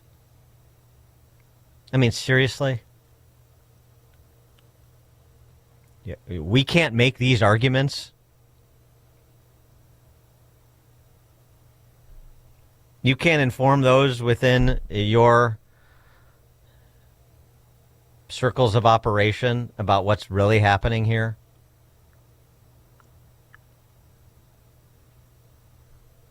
George in Naperville. Darren, it is so sad that the governor of Minnesota, who has worked so hard for the people of his state, did not get that golden parachute. Think what a Vice President Walz could be doing for all of us now. All right, George. And again, I mean, this is going on everywhere, of course, because you have essentially the same paradigm of operation for these programs. Even in some red states, like Ohio, this is a good one. If there's anything that's good, a good outcome of this, well, one of it is fraud is being identified and federal authorities are getting involved and likely prosecutions are going to happen. I mean, you know, it doesn't go from recognition to public outrage to, you know, dozens, as many people who probably should be awaiting arraignment. That doesn't happen like within the course of a couple days. It takes time to gather evidence and make out colorable cases that you can prove in courts of law and so on and so forth. But this is why the pressure needs to be sustained, but it's currently ongoing. So that's one good thing, the work of these independent journalists. The other good thing is the work of these independent journalists, because it's relatively easy, and it shows you how in the tank the professional network affiliate press corps in places like Chicago really are. All you have to do is a fracking site visit, and you can unearth billions of dollars in fraud. Where's the I-team when you need them? Fracking joke. Walter Kurt is another one of these independent journalists, apparently. He's in Ohio. TPT is his outlet. He has been trying to track down the Somali Education Resource Center. This is in Ohio now. He found it. All right, guys, so we are here. We found it, finally, all day long, the Somali Education Resource Center, Suite 301 here at 299 East Granville Road in Dublin, Ohio. Now, the deal is that $14 million into this center here. This is a single office. And by the way, there's nothing inside it. We've already looked. It is very, very, very much dark, and it looks like there's maybe a couch inside. So not anything here. Very nice security system, which I found very strange. So I assume that they probably have now taken our video and everything of us standing out here. But there is nothing here. And again, where's the money? That's the real question. Where is the money? Because the organization is supposedly $42 million over the past few years in taxpayer funding, and we have no access, and we have no idea where it is. So we're just trying to ask some questions here, and we have yet to find anything at all. So we're going to keep looking, guys, but this is what we found so far. $42 million, and it's a one-room office that's locked with a security camera, and as far as they can discern, nothing inside. It's quite an operation. Low overhead. Good business. Dawn in Naperville. Yeah, I've been in the world of advocating for my kids with special needs, autism, for over 7 years. And when the woman who called before was talking about services, what she's talking about is, maybe speech therapist, occupational therapist, physical therapist. Okay, good luck finding a dyslexia therapist because many of them can't read. They're not going to cover that. But what many of them would tell me why it's so hard to find providers is because the people involved who are professionals do not want to work for the state because the state doesn't pay. So it's not political. It's math. And we have a problem. And we need to stop talking about politics and just deal with it. And if you have an ego problem, then lose your ego problem and look at the problem and deal with it. Because you want to understand something, the autism adults in the United States have a 90% unemployment rate because they don't ever graduate with a high school diploma. They can't have further education. They can't be independent. And that's the whole point of having a public education is to set them up for that. So we have a real problem in Illinois. I guarantee you, too, in Minnesota, they probably have a huge punch list there, too. Mm-hmm. And then there's the problem of once they become adults, if they don't have family to take care of them, we also have a crisis of residential facilities. It's a huge problem. And unfortunately, and it didn't start on November 4th. That's what really upsets me, especially with all of these disability organizations and attorneys going after Trump. You're telling me this all started on November 4th? That's not being honest. That's not being intellectually honest. So this is not political. If we can come together and just do what is right, doing what is right is not easy. You know, there's a dad in Colorado, Danny Combs. He would be a great guy to have on your show. He started a trade school teaching the trades to the autism community. We need that here in Illinois. Just think of all of the money that could have been going to build trade schools like that in every state. Colorado is the only one, and I've heard him on the Mike Rowe podcast. It's not early. It's not easy. So it's really frustrating. Yeah. Thanks for the call, Dawn. Appreciate it. It's always good to hear from informed opinions. Amish texter. My developmentally disabled son waited 9.5 years on the then 23,000 child PUNS list for services. 18 months on crisis immediate need. Right. I have an immediate need. Okay, we'll see you in 18 months. Is that how you envision the state programs work when you pay the highest state and local tax burden in the country in Illinois, folks? Is that how you envision they work? Because your local apparatchik tells you they care so much?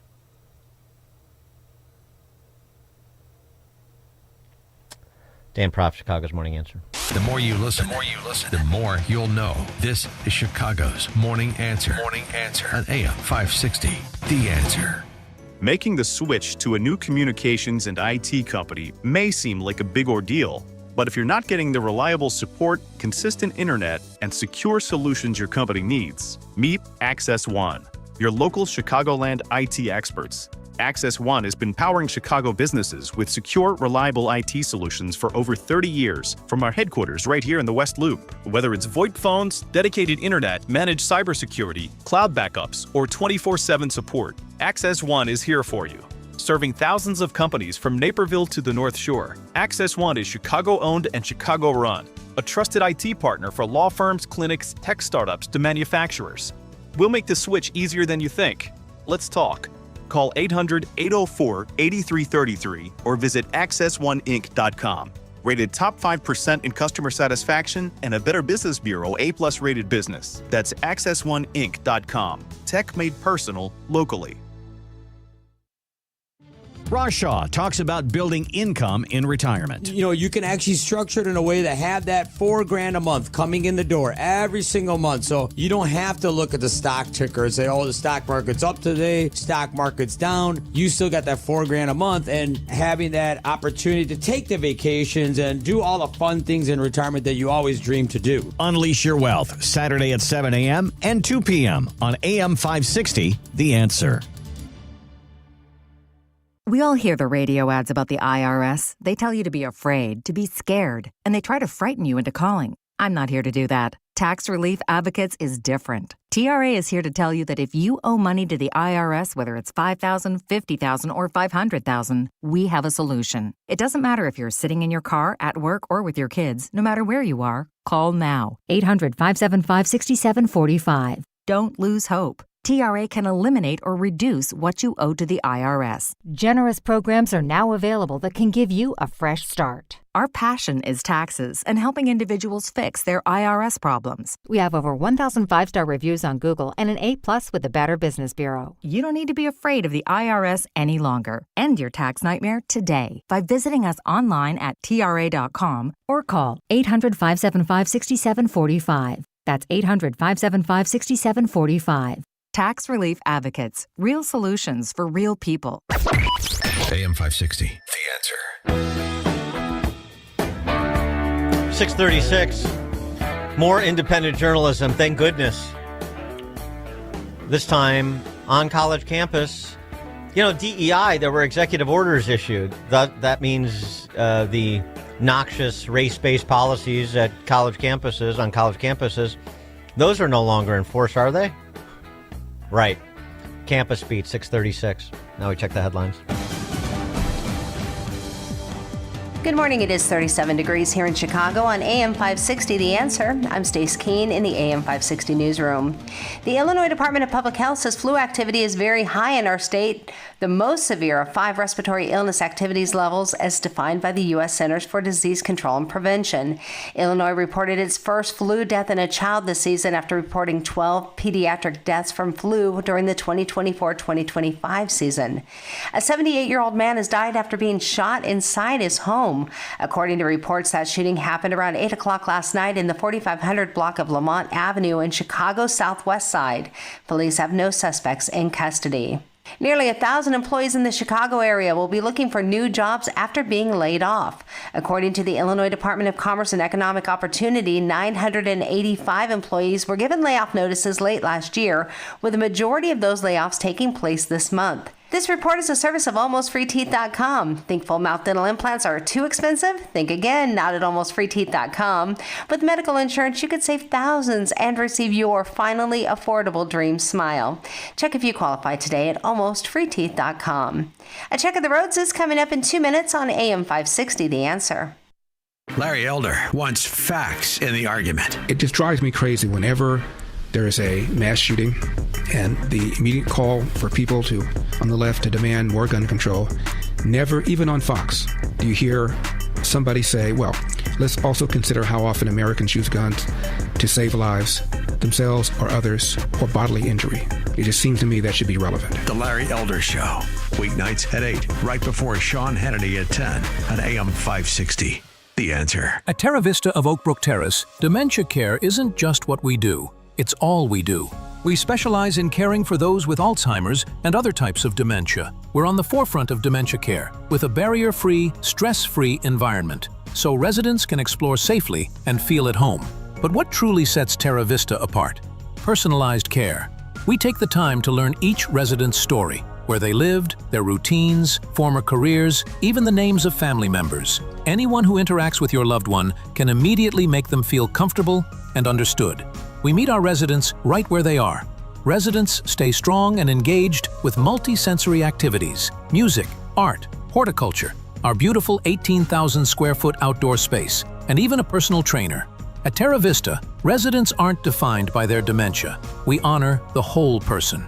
Speak to an advisor or schedule a tour today at terravista.org. Again, that's terravista.org, and tell them AM 560 sent you. This past year has been one of the hardest in MyPillow's history. It's because of you that they are making it through. They want to thank you for your continued support by passing on some Christmas specials to our listeners. Get the Children's Bible Story Pillow 5-pack for $29.98. My Slippers with a free bottle of leather protectant spray for $39.98. Blankets, comforters, and duvets for as low as $25, and a blowout sale on the standard MyPillows for just $14.98. So go to MyPillow.com or call 800-489-0201 and use promo code LIBERTY to take advantage of these wholesale prices, including the standard size MyPillow, originally $49.98, now only $14.98. Queens $18.99. Kings only $1 more. 800-489-0201 and use promo code LIBERTY. We know MyPillow products come with a 10-year warranty, but MyPillow has just announced that they are extending their 60-day money-back guarantee. That's right. Orders placed between now and December 25th will have their 60-day money-back guarantee extended through March 1st, 2026. Promo code LIBERTY. Nothing makes a gathering great like Eggland's Best Eggs. They're just so delicious with better nutrition, too. For us, it's eggs any style, as long as they're the best. Eggland's Best. Has your business noticed changes with your IT provider? Suddenly, tickets take days, projects stall, and the new techs don't understand your systems. You're repeating yourself, and there's zero strategy to move forward. At Unique Computing Solutions, we fix that. Fast response times, expert guidance, and a team that actually knows your business. Get a free assessment today at uniquecomputing.solutions.com. That's uniquecomputing.solutions.com. Your IT challenges solved. Hey, it's Scott Tucker and my new co-host, Amy Jacobson, on AM 560. We wanted you to know that we have a special show every Sunday morning at 7 a.m. here on AM 560, The Answer. It is Retirement Dakota with Scott Tucker and Amy Jacobson. It's every Sunday morning from 7 to 9 a.m. 2-hour show, 2-hour radio extravaganza. Amy, we're going to tantalize the listening public and listening private with all kinds of retirement planning information. So tune in at AM 560 Sunday mornings at 7 a.m.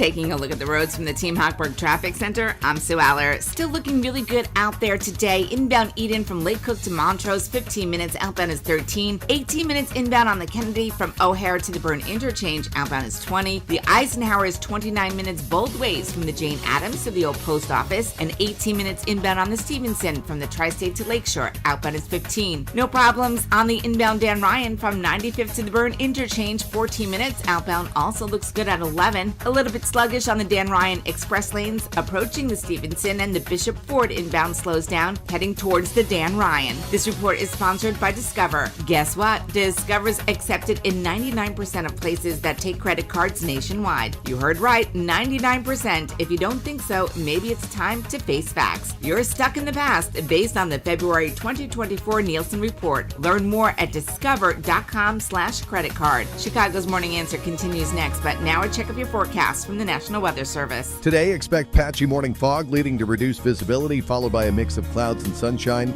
The high will reach 44. Tonight, clouds will be on the rise with a low of 39. Tomorrow, anticipate overcast skies with intermittent rain in the afternoon and a high temperature of 53. I'm meteorologist Jason Caterina on AM 560, The Answer. Get the latest weather, traffic, and news updates online at 560theanswer.com. Now, from the Signature Bank Studios. Cause they got the campus beat, yeah, the campus beat. Yeah, the end of DEI. Got a Supreme Court decision in that Harvard admissions case. Remember Harvard discriminating against Asian American students, going so far as to alter their character scores to deny qualified Asian American students admission to Harvard because, there are too many of them. Diversity, it's our strength, don't you know? Not of ability or intellect, creativity, just the things that are skin deep. That's how the left counts, And then upon his election, re-election, if you will, Trump issued executive orders, and the Department of Justice, its Office of Civil Rights, Department of Education, going after institutions of enlightenment that act in unenlightened ways. I saw that the DOJ recently pressing the University of Virginia university system for providing in-state tuition for people in this country illegally residing in Virginia. We do that in Illinois, and tuition assistance on top of in-state tuition. But don't worry, because we import upwards of 6,000 Chinese nationals who pay full freight, so it doesn't matter that qualified children of Illinois families who, whether they send their kids to Illinois or not, U of I or not, subsidize U of I as well as other state schools. It doesn't matter that their kids are frozen out. I want to talk about scams. Here's another one.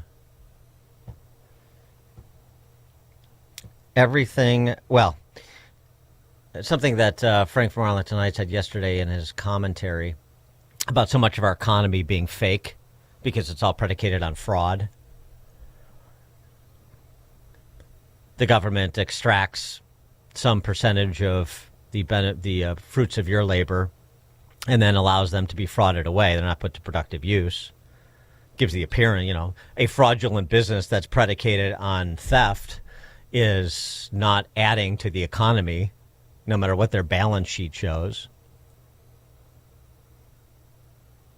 To drain. And it's seemingly everything where government is the primary mover or primary arbiter of how money flows and how it gets spent is a fraud. Or at least there is a healthy dose of dishonesty, violations of promises, such as U of I, the land-grant university, that prioritizes Beijing residents over Illinois residents.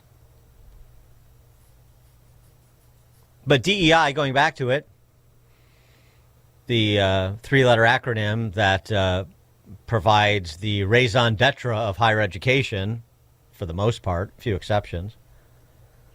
That's all gone now because of that Supreme Court's decision and Trump's executive orders, Dan, and some federal agencies that are providing some level of oversight and action.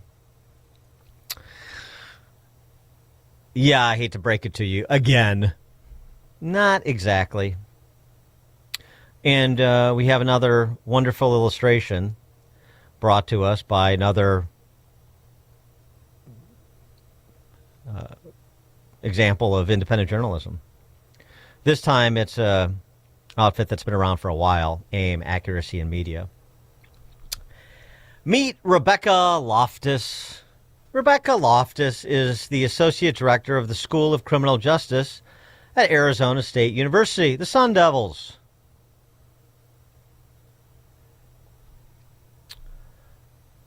We still do DEI.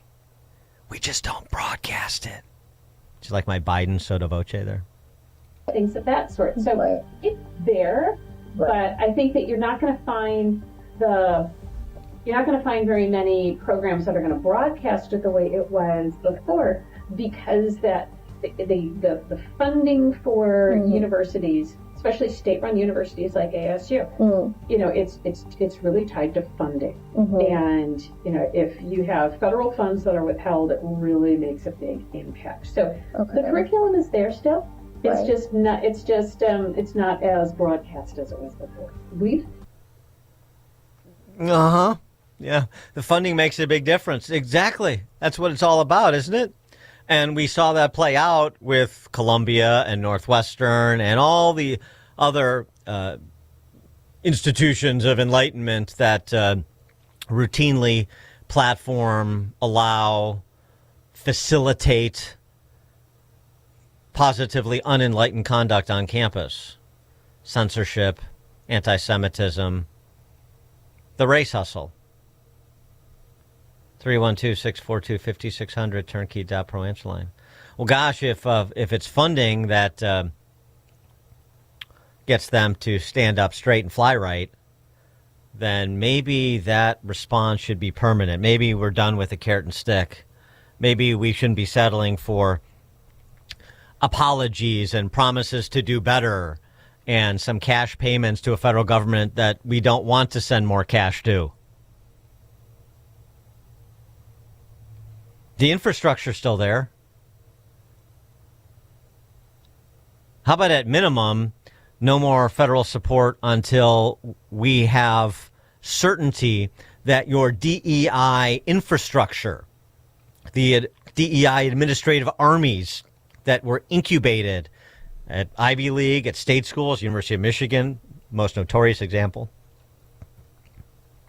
that those have been eliminated rather than just sort of lying dormant for now and hoping J.D. Vance doesn't succeed Trump. We still have a diversity office. We still really? Okay. Yeah, we still. The college has a diversity office. The college has. We have. It's called the IDEA office, and so it's like inclusivity and course design. And promoting diversity. And equity, and so we still have that as part of our college. And the IDEA department composes curriculum. The IDEA office is like it's a central office that gives faculty like a toolbox of how to include these items and these pain points into your classes. Because for a lot of faculty, it's not something that they're necessarily as having conversations about race and having conversations about discrimination and having those are not conversations that a lot of people really very Right. Yeah, no, sure. So we're here to help. We're we can't parade it around like we used to, but we'll do it surreptitiously. We'll show you how to insinuate the propaganda into your course curriculum. We have a whole team here, and I'm happy to hear DEI.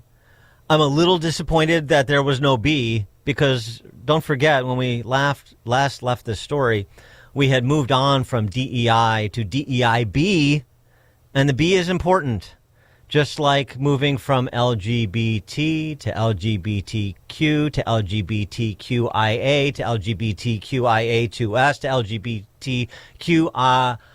LGBTQIA2S plus plus plus plus plus plus plus plus plus plus plus plus plus plus plus. You can't do DEI if you don't have the B.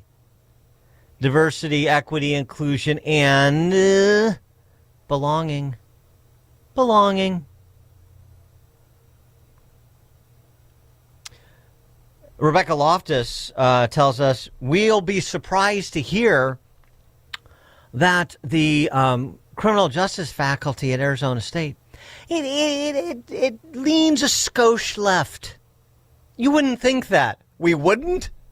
Our faculty tend to be a little bit more, which is kind of great for a criminal justice department. Mm-hmm. Most of our faculty do tend to be a little bit more on the liberal side, so they are more willing to talk about these kinds of issues. Right. You would think that with a criminal justice program, you would have a lot more faculty that kind of sway a little bit more to the conservative side. If you would think that, then you know nothing about colleges and universities in America in 2025, 2026. If you would think that any faculty segment swings a little bit more, what? Yeah, you may have one mechanical engineering professor here and one economics professor there, but as a group, any of the disciplines, please. So anyway, this was all done undercover. And then at the end comes in, this is a sort of a fun moment. Poor Rebecca Loftus, poor hapless Rebecca Loftus, Associate Director of the School of Criminal Justice at Arizona State University. She was so happy to share how things really work at Arizona State. Don't you worry, we're still executing our program.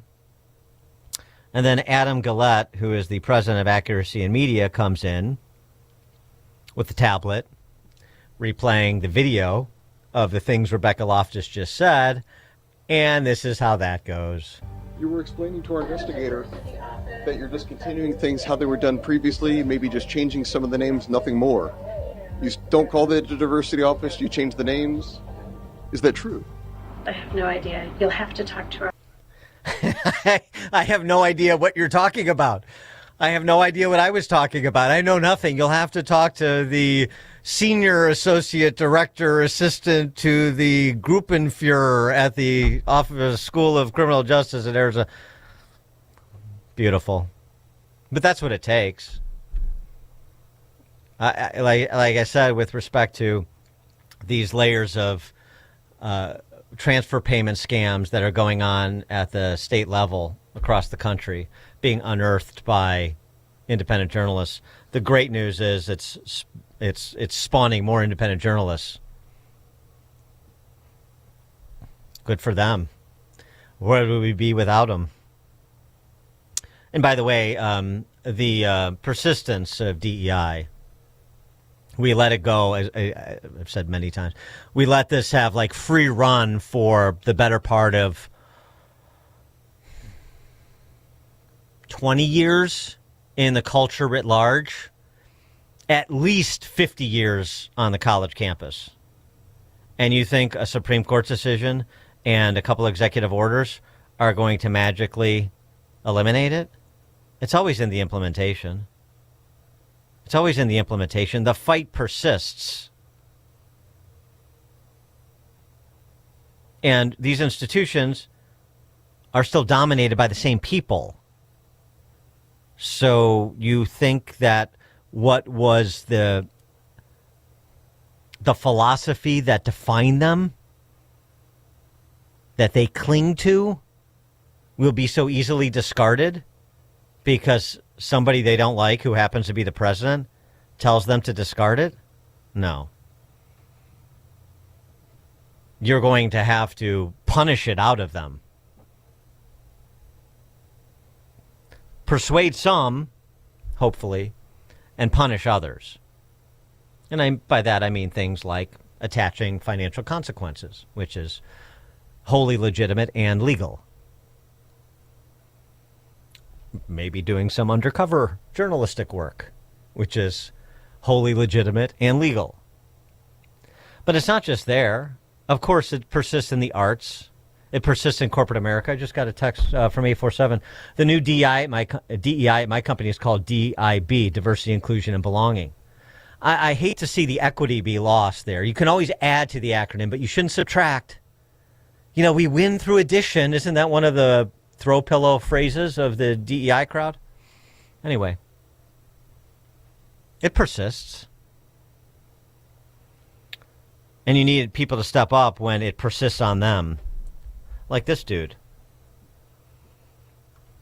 His name is Johnny Zimmerman. And he is a professional clarinetist. How about that? Professional musician. And he was invited to audition to be the principal clarinet for the Knoxville, Tennessee Symphony. And here's Mr. Zimmerman's story, as told by Mr. Zimmerman. My name's James Zimmerman. I'm a clarinet player. You may not have heard of me, but if you've been to Disney World or played video games or watched Netflix, you've heard my playing. I'm a session player in Nashville, and I also work in big tech. Before tech, I was principal clarinet of the Nashville Symphony for 12 years, but in 2020, I got canceled for resisting DEI. It's a long story, easy to Google if you feel like it. So last summer, I took the blind audition for principal clarinet of the Knoxville Symphony, practiced like a madman for 2 months, and won the audition unanimously. I was very pumped. Until 2 days later when their CEO called to tell me, we heard some things about your time in the Nashville Symphony, and refused to give me the job, wouldn't communicate with me, and gave the job to my runner-up, an obvious DEI hire who's still in college. Which is not just uncool, it's illegal. So a couple weeks ago I sued them for a year's salary plus $25,000 to compensate me for the 100 hours I spent practicing for the audition they invited me to, with the understanding that they'd give me the job if I won. But more than that, I'm suing because these orchestras can't keep throwing out their best players to make room for diversity hires and putting race and politics above merit and skill. All this does is lower the quality of the music, alienate audiences, and turn the arts into politics. The Nashville Symphony got away with acting like this in 2020, but maybe the Knoxville Symphony shouldn't be able to in 2025. I wish I didn't have to do this. I was just looking to get back in the game, put 2020 behind me, and earn money for my kids' college doing what I love, but if I'm blacklisted, it's either push back against the people in charge or walk away, and if Knoxville thought I was walking away from this, they were sorely mistaken. Hopefully I'll win my lawsuit and make an example of the Knoxville Symphony, and orchestras will go back to hiring the best players the way they did before DEI ruined the business. It's either that or leftists keep running orchestras into the ground until they're gone completely, all in the name of diversity, equity, and inclusion. Give me a break. So follow me and see how the fight unfolds. I'll be doing some fundraising as well as posting clarinet clips and pictures of bread. Thanks for watching. Wish me luck. We wish you luck, Jimmy Zimmerman, and we'll be following you. Dan Proft, Chicago's Morning Answer. It's like a hot, steaming cup of information to start your day. It's Chicago's Morning Answer on AM 560, The Answer. This is a special alert to all Americans who own a vehicle with less than 200,000 miles with an auto warranty about to expire or with no warranty coverage at all. Due to a decline in the economy, CarShield is announcing a low-cost month-to-month vehicle protection plan that is now available to the public to save any driver out-of-pocket expenses on future auto repairs. Call now to find out how you can pay almost nothing for covered auto repairs. Yes, you heard that correctly. Pay almost nothing for covered auto repairs. An open phone line has been established for all drivers to call for a free quick quote. Call 800-330-8323 now. Drivers who are covered will not have to pay for covered repairs again. This protection plan is at an all-time low. Additionally, drivers who activate this vehicle protection today will also receive free roadside assistance, free towing, and car rental options at no additional cost. Call us for your free quick quote today. 800-330-8323. That's 800-330-8323. What do you have to lose? Call 800-330-8323. Again, 800-330-8323. Looking for some hope? Listen to Leading the Way with Dr. Michael Youssef on our sister station, AM 1160, Hope for Your Life. Weekday mornings starting at 8.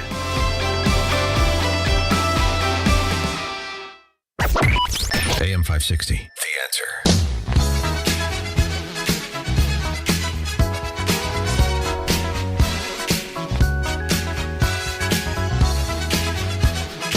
Okay, coming up at 7:07, we'll be talking to National Review's Noah Rothman. Talk a little bit about Venezuela and how what comes next is coming into focus. We'll start there. 7:07. It's now 7 o'clock on AM 560 WIND Chicago. A classified briefing for everyone in Congress. I'm Dave Anthony. Fox News is on the U.S. operation in Venezuela that captured leader Nicolas Maduro, who's now charged with narco-terrorism in the U.S. The Senate gets the first briefing in 2 hours. Then right after, the full House. Republicans support the mission. Congressman William Timmons tells Fox. I think we're going to see a new day in Venezuela, and I'm optimistic that it's going to be a good outcome. Sources tell Fox News the briefers will include Secretary of State Marco Rubio, Secretary of War Pete Hegseth, and Attorney General Pam Bondi. President Trump says one of the reasons Congress wasn't notified about the operation was because of concerns of possible leaks. Fox's Ryan Schmelz. President Trump will meet with oil executives Friday after posting on Truth Social that Venezuela will send to the U.S. 30 to 50 million barrels of high-quality oil that will be sold at market price. Leading up to the raid Saturday, the U.S. had seized oil tankers off the Venezuelan coast carrying sanctioned oil, and it's been pursuing another that Russia now wants. According to the Wall Street Journal and others, the Bella 1 oil tanker has painted a Russian flag on its hull, changed its name, and reflagged to Russia in an attempt to evade the U.S. Coast Guard. Russia has now reportedly sent its Navy to escort the vessel. It's now northwest of the British Isles. Fox's Jonathan Savage. Fox has learned U.S. forces are now trying to board an oil tanker in the North Atlantic. Now an update on an immigration crackdown in the Minneapolis area where more than 1,000 people have been arrested since early last month. Acting ICE Director Todd Lyons tells Fox this morning. Not only is it the largest immigration enforcement action ever, but in ICE's history, but it's also the largest criminal enforcement action we've ever taken. This as the federal investigation continues in Minnesota into multi-billion-dollar fraud allegations. The day after saying Governor Tim Walz ended a re-election bid, the Democrat said this. You can make all your requests for me to resign over my dead body. Will that happen? I will fight this thing till the very end to make this state better. America's listening to Fox News.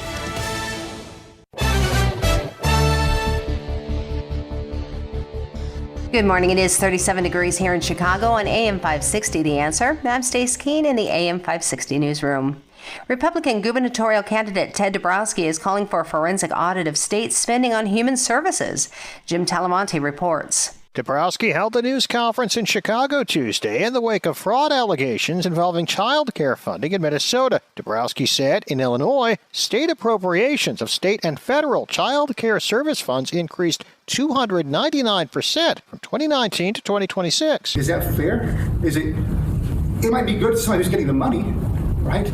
But there's other people who are having to pay. I mean, they're just burning their tax bills in the west and south side. Dabrowski said the federal government can print money while it keeps spending. State can't print money. All we can do is keep borrowing. The way we spend, we keep borrowing. A campaign spokesman for Governor J.B. Pritzker questioned if Dabrowski did not want the state to support people with disabilities and said even members of Dabrowski's own party. Dabrowski is calling for an audit, saying that it's the responsible thing to do, and asked why the governor is afraid of transparency. The city of Chicago has announced that a $1.50 surcharge on rideshare fees will expand it to areas outside of the downtown congestion zone. Shared ride services like Uber Pool will be hit with a 60-cent surcharge. Navy Pier and McCormick Place riders will not be charged for the $1.50. However, those riders are already being hit with a $5 surcharge. Chicago Mayor Brandon Johnson has vetoed a curfew ordinance that would have allowed Chicago Police Superintendent to declare a curfew for 3 hours with just 30 minutes notice. A veto override failed after proponents of the bill could not secure enough votes to override the mayor's veto. This report is a service of AlmostFreeTeeth.com. Think full mouth dental implants are too expensive? Think again, not at AlmostFreeTeeth.com. With medical insurance, you could save thousands and receive your finally affordable dream smile. Check if you qualify today at AlmostFreeTeeth.com. A check of the roads is coming up in 2 minutes on AM 560, The Answer. Catch more money with leading economist Steve Moore. I'm excited about America. I think things are going really well. I think we've turned a corner here. I think Biden economics is well behind us now. This is a miracle what's going on here. If anything, it's better than I thought it would be. So many good things happening in the economy. Low inflation, low unemployment rate, consumer confidence up, business confidence up. All of the indicators are pointing north right now. It's More Money, Saturday at 3 on AM 560. The Answer. Dan Proft here to tell you about our 2025 Food for the Poor campaign. If you've listened to this station and to our show for any length of time, then you already know about Food for the Poor. They are a nonprofit, faith-based organization that provides food, water, medicine, clothing, and life-saving supplies directly to local partners in Latin America and the Caribbean. We all know about how bad the situation is in Latin America and the Caribbean right now. Economic decline, political instability and corruption, and high food prices. The only thing standing between these families and starvation is Food for the Poor and their partners who are providing life-saving food relief on the ground. But in order to get food and water to those who need it most, Food for the Poor needs your help. Your gift of just $150 can provide food and water for 2 children for an entire year. For a gift of $300, you can provide food and water for 4 children for an entire year. To make a gift of any amount, just call 844-862-4673. That's 844-862-4673. Or visit 560theanswer.com/foodforthepoor. Living with everyday pain is like having a voice that always says, no, you can't do that. No, you better sit this one out. It's no way to live. So if pain is affecting you, see how Relief Factor can help get you back to life on your terms. One where you say yes a lot more. Relief Factor is a daily supplement that fights pain naturally. Developed by doctors, Relief Factor's unique formula of natural ingredients does not just mask pain, it helps reduce or eliminate it for good. Whether it's your back, neck, joints, or muscles, Relief Factor can help you, as it has for so many others. So call 1-800-4RELIEF and give Relief Factor's 3-week quick start a try. It's only $19.95, less than $1 a day to get your life back. Just go to ReliefFactor.com or call 1-800-4RELIEF. That's 1-800-4RELIEF, and see how you can say yes to more of everything you want. Hey, I'm Steve Wyatt, and I want to invite you to the Wyatt Matters Show, which airs every Sunday on this station. You can expect lively discussion and heartfelt reflection that will both entertain and inspire you. And if we do it right, maybe deliver some genuine laughter as well. We talk about not only what matters, but also why it matters. Wyatt Matters, Sunday morning at 6 on AM 560. The Answer.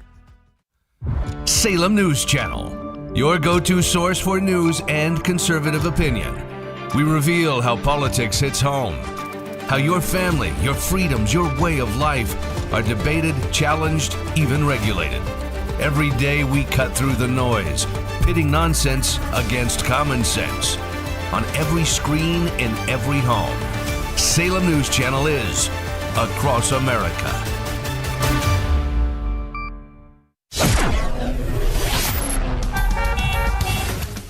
Taking a look at the roads from the Team Hochberg Traffic Center, I'm Sue Aller. Stop and go inbound on the Bishop Ford between 111th Street and King Drive because of a collision. It's up on the shoulder, but really slowing everyone down. The Dan Ryan is jammed from 95th Street to the Byrne Interchange, 21 minutes. Outbound looks good at 11. We are slow in the express lanes inbound as you approach the Stevenson, and it's 27 minutes inbound on the Stevenson from the Tri-State to Lakeshore. Outbound is 17. It's a stop and go ride on the Eisenhower inbound from the Jane Addams to the Old Post Office. 38 minutes inbound. Outbound is 34. The Kennedy inbound from O'Hare to the Byrne Interchange is 20 minutes. Outbound is 23. This report is a service of the AM 560 mobile app. Listen to AM 560 on your smartphone or mobile device when you download the AM 560 mobile app at 560theanswer.com/mobile or text the word APP to 64636. Chicago's Morning Answer continues next, but now a check of your forecast from the National Weather Service. Today, expect patchy morning fog leading to reduced visibility, followed by a mix of clouds and sunshine.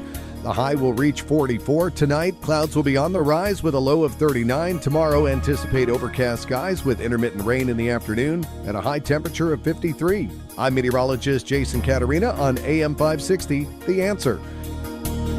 Get the latest weather, traffic, and news updates online at 560theanswer.com. Now, from the Signature Bank Studios, this is Chicago's Morning Answer with Dan Proft on AM 560. The Answer.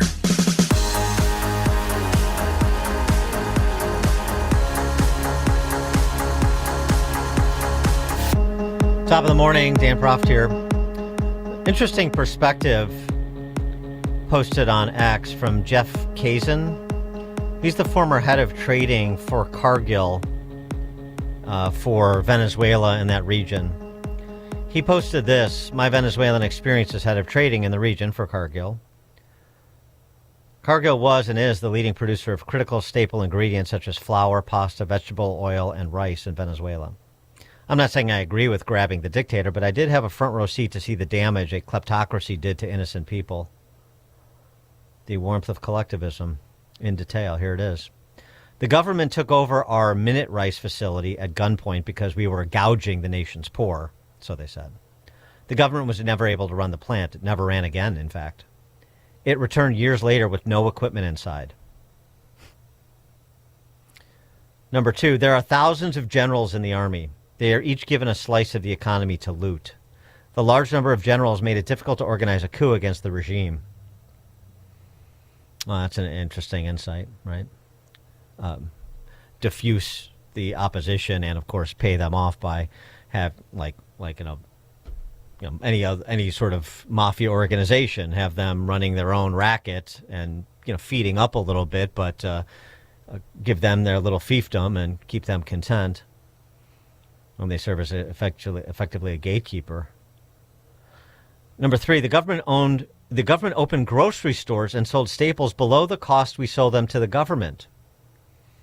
This is interesting since this has been proposed by BLM Brandon in Chicago, of course by Mamdani in New York. It's been tried in Kansas City. In theory, they used petrol oil money to lower grocery prices. Our regular grocery store outlets were forced out of business. When the government demanded we sell them products below cost, we simply had to shut down. The populace became even more dependent on government handouts. But I'm sure it'll work out for Mamdani.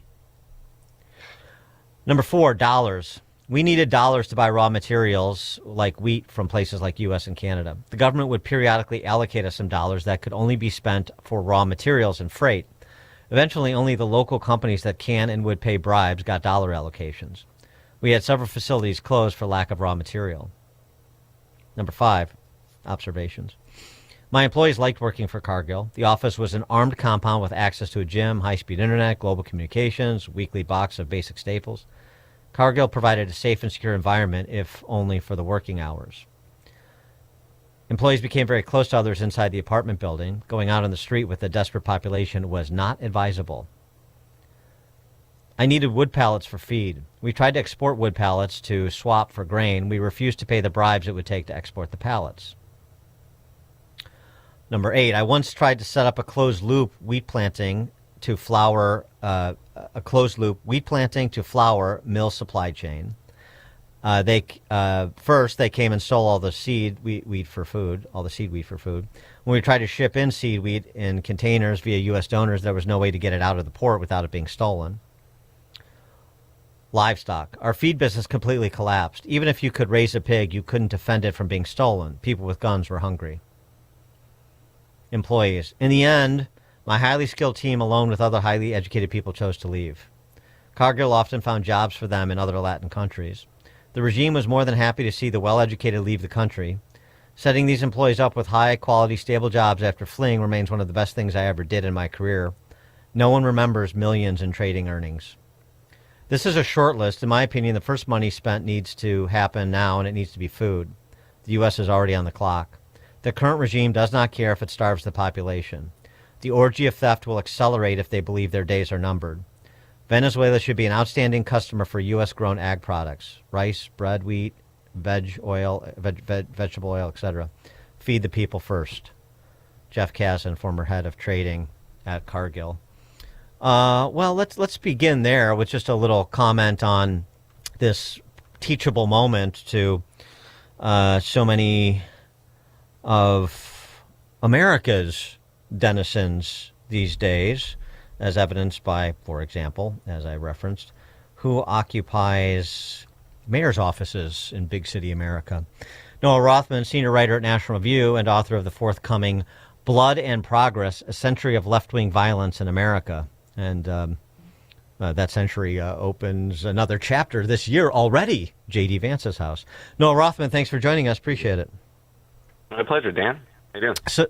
So I mean, before we get into the geopolitics and what comes next and Machado versus Delcy Rodriguez and all these other matters, you know, the juxtaposition of Maduro's capture and extradition just a few days after Mamdani's inauguration, and Mamdani just being the latest example of what we see in Chicago and Seattle and Baltimore and so forth. You know, the case against socialism. Maybe we should start there and really focus our attention on this teachable lesson. Yeah, well, I think that's actually a really good illustration because everywhere on the planet Earth, still to this day, you know, more than 30 years after the collapse of the Soviet Union, that the countries that languish under socialist dictatorships or quasi-communist dictatorships are desperate to escape them. And those of, you know, the transient class in American metropolitan areas, many of whom are very covetous, very jealous, very status conscious, seem to think that socialism is a pathway to their advancement, not necessarily because it provides them with opportunities. Yeah, free busing is great. The notion that you'll just freeze rents is great. You know, keep some more money in my pocket. They like that. But what they really seem to believe, if you shot them full of sodium pentothal, is that somebody else has my God-given due, that I have been stripped of what is essentially my right, and it needs to be expropriated from that person or that group of people, more likely, because you have to depersonalize these individuals to talk yourself into it. And get it to me. That's the expropriation philosophy. And it's what we see in the public comments of Mayor Mamdani's initial appointees, many of whom seem to have come from the academic firmament and have never encountered how the real world works. They're very confused by it, which is why I don't have high hopes for the success of this administration. But I do have high hopes that it will prove illustrative of why socialist schema never work out.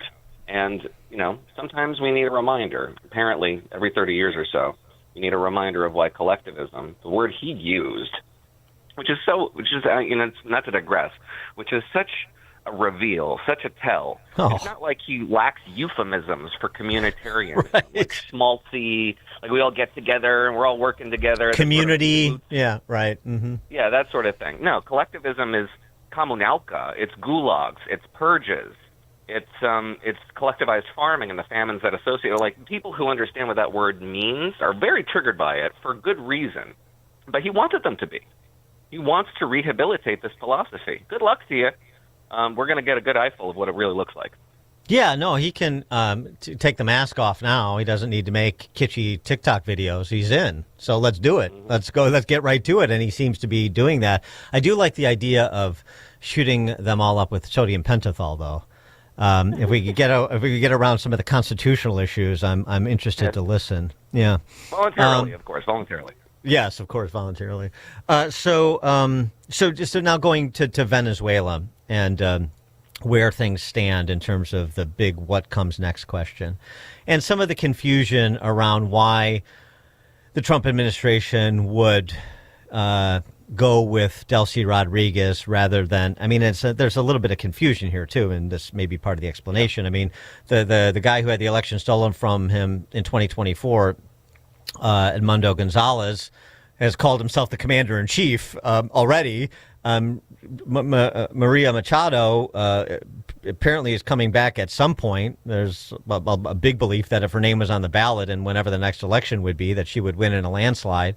But yet the Trump administration, at least for now, decided their best path was to stick with a temporarily, at least, compliant Maduro vice president named Delcy Rodriguez. What's your assessment of that? Yeah, so the public reporting is that was predicated on a CIA assessment. Yeah. Mercado, who was invalidated illegally from the ballot. It's not like she was not supposed to be on that ballot. The government invalidated her, and Eduardo Gonzalez stood in her place. the United States has a history of recognizing the legitimate opposition to the government when they win these elections. And the Trump administration 1.0 recognized Juan Guaido as the legitimate president of Venezuela, and the legislature that was elected as the legitimate legislature. The Maduro government established this parallel legislature in 2017 in order to maintain power. So there's a long history of invalidating legitimate election results by the Maduro regime. And it would behoove us, I think, to at least rhetorically support the aspirations of the Venezuelan people as expressed in ballots. And I mean a lot of them. It's not like these elections were especially competitive. They're very one-sided in favor of the opposition. I don't necessarily know if we should trust the CIA assessment. The CIA is very good at its job, but it's very bad at predicting the future. It has a track record of making assessments that are predicated less necessarily on an assessment on the ground, but of interest in Washington. And we should keep that in mind, not necessarily gainsay the CIA's assessment, but at least be skeptical of it, in part because this regime has not changed its character at all, and it's still largely intact. It's not the Maduro regime.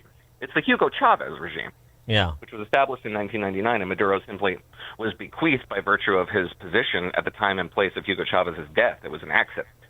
And right now, we still have the... Yeah, sorry to interrupt, but I mean, but it speaks to the Cargo guy talking about thousands of generals. You know that this infrastructure of the kleptocracy that's built. You know, just because you took out Maduro doesn't mean any of that goes away. Particularly when his VP is backfilled. The other thing about that CIA assessment, and I get it, and I get some of the concerns they had about Machado's assessments, and they didn't feel like they were getting good information with her. I read the whole New York Times thing, but here's the thing: if you're going to gamble, then you gamble in the direction of your values, it seems to me. And there's a reason Machado won the Nobel Prize. So you gamble on the side of the dissidents of the communist regime. You say, Delcy Rodriguez, not only do you engage with us constructively with respect to the oil embargo we have, but also those 800,000, 2,000 political prisoners, those people get released tomorrow. To the Cargill guy's point, we're bringing in food and we're going to feed the people, and they're going to know it's us feeding the people and not you. I mean, those are the sorts of things I'd like to see as well. Exactly, and that's all the stuff you say in front of the cameras. And if you have to work out some shady little deals in the backside with this regime that you don't support and that you don't want to see perpetuated, then you do that very quietly. But yeah, a regime is not the head of state or government. A regime is the entire schema in which a society organizes itself around. In the United States, the Constitution is our regime. It doesn't change with control of Congress, the transfer of power to one president to the next. In Venezuela, the regime is the Hugo Chavez criminal enterprise, the kleptocracy, with some socialist trappings around it. And it's still entirely in place, and it's supported by a variety of power centers, among them Diosdado Cabello, which is a great name. I think it translates roughly to God-given hair, which must be a problem for somebody who has male pattern baldness. But he's in charge of the military, and he's in charge of the military because the militias support him, because the cartels support him. And Delcy Rodriguez, too, has her blood all over her hands for this regime's crimes. And the regime is still dependent on bad actors abroad like Russia, China, Cuba, and Iran for international support and solidarity. The regime itself has not changed its character. You know, I see the president today celebrating this concession of this oil tanker, Venezuelan oil tanker with sour crude on it, to the tune of 30 to 50 billion gallons. We produce that much oil, much better quality in the United States over the course of 3 days. It is not a big concession. No, but I mean, you know, as Rubio said over the weekend, one of the things here is to make sure that their dealings with our adversaries in the other hemisphere, China, Russia, Iran, those days are over. And Trump did take action to compel them to expel the Chinese and Russian delegations. I mean, I don't know that that's occurred yet, but he made that public call. That would be great, but you need much more pressure on it. And to be fair, as we are speaking, at this very moment, the United States is exercising simultaneous boardings of Venezuelan oil tankers that escaped the quasi-blockade, one of which was claimed by Moscow, is flagged by Moscow, is in the North Atlantic right now, and is being boarded by U.S. military and Coast Guard. and there's another in the Caribbean that's doing so. This is how you place pressure on the regime. This is how you wrap a noose around its neck and threaten to pull. And that's what we have to do if we were to change the character of this regime, which, by the way, wouldn't necessarily change the nature of this regime. It would just essentially sign us up for Saudi Arabia in the West, a regime with a character that we don't necessarily like and we don't support and is increasingly embarrassing and doesn't fulfill the wishes of the people, but is a strategic partner with whom we can work and advance our interests in a very bloodless, realpolitik way. Well, the other thing, though, too, all of the on-again, off-again detractors of Trump at present, endless wars and quagmires, and he went from a brutal dictator to now he's just a foreign leader. I'm talking about Maduro. The rhetoric changes based on their interest in the moment, the Duckworths and the Schumers and the Chris Murphys. I mean, they're all pathetic hypocrites.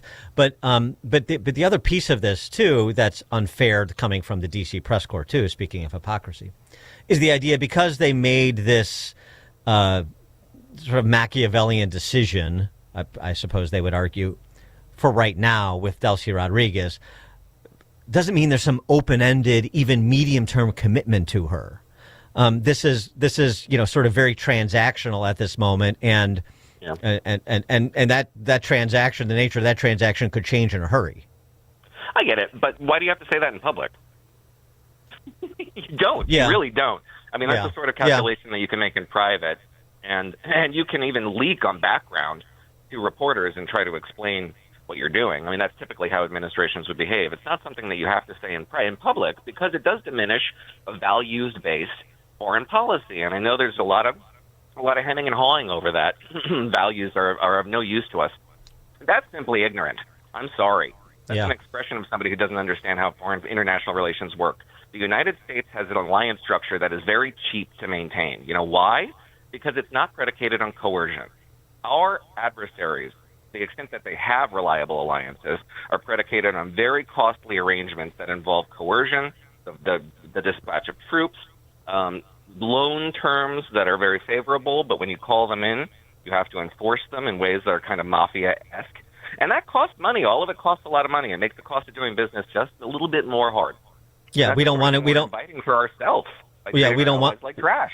We don't want to do China's Belt and Road approach. Right. But that's what we're signing ourselves up for with this muscular diplomacy that treats our allies as though they're bigger problems than our adversaries.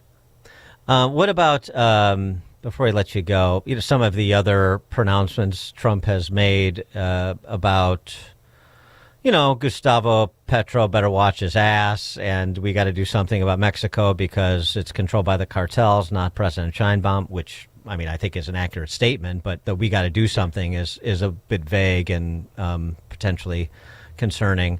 Do you take that as just saber rattling right now to make sure that some of these other antagonists, or even if they pretend to be, wanting to constructively engage, or not taking the steps necessary to be a real friend, like perhaps Sheinbaum, do you take that to just be making them as nervous as they can possibly be at this point to get greater compliance, or are you thinking that this is a predicate to something Maduro-esque like the last 6 months was to what happened last weekend?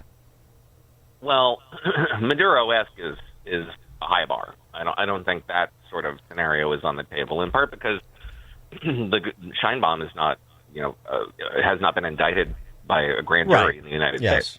Not yet.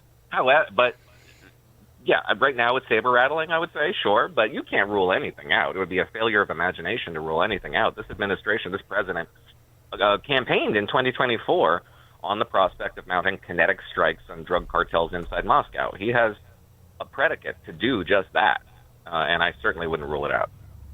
Noah Rothman, senior writer at National Review, author of the forthcoming book, Blood and Progress, A Century of Left-Wing Violence in America. Noah, thanks as always. Appreciate it. Thank you. And he joined us on the Turnkey.pro answer line. There's only one radio show in Chicago talking about today's biggest stories and telling you what they really mean. That show is this one, Chicago's Morning Answer on AM 560, The Answer. We couldn't decide if we needed in-home care for Dad. Right. Just some help here and there with bathing, organizing his meds, a walk through the neighborhood. Oh, exactly. But everywhere we looked wanted us to commit to 10 hours a week. It was more care than he needed, and it didn't make sense to spend extra for it. Then we found Senior Helpers of Naperville Southwest. Only 4 minimum hours. We were shocked. Now a caregiver stops by once or twice a week to help with the small things that make a big difference. And Mom loves the visits. It's not just help, it's companionship. At Senior Helpers of Naperville Southwest, we understand that not every family needs round-the-clock care. We serve DuPage, Cook, Kane, Kendall, and Will counties. We conduct free in-home assessments and we guarantee compatibility. Call Senior Helpers of Naperville Southwest today at 331-281-0728. Again, that's 331-281-0728. And tell them AM 560 sent you. Senior Helpers of Naperville Southwest. Senior care, only better. All right, heads up, I'm going to be straight with you. Pain doesn't just hurt your body, it steals your life. I know this because I've seen it with people I care about, as I'm sure you have. If joint pain is holding you back, start the new year by doing something different. There's a way to get real relief without surgery and without putting your life on pause, but you have to take that first step and contact my friends at QC Kinetics. They provide regenerative treatments that help your body repair the areas that are causing pain. I've talked to people who have been through this, and the results are real. Achy knees, hips, shoulders, wherever it hurts, instead of facing surgery that sidelines you for months, QC Kinetics treatments happen in the office. Simple procedures that deliver big, life-changing results. January is supposed to be your clean slate month, so make it one. Stop managing the pain and start solving it.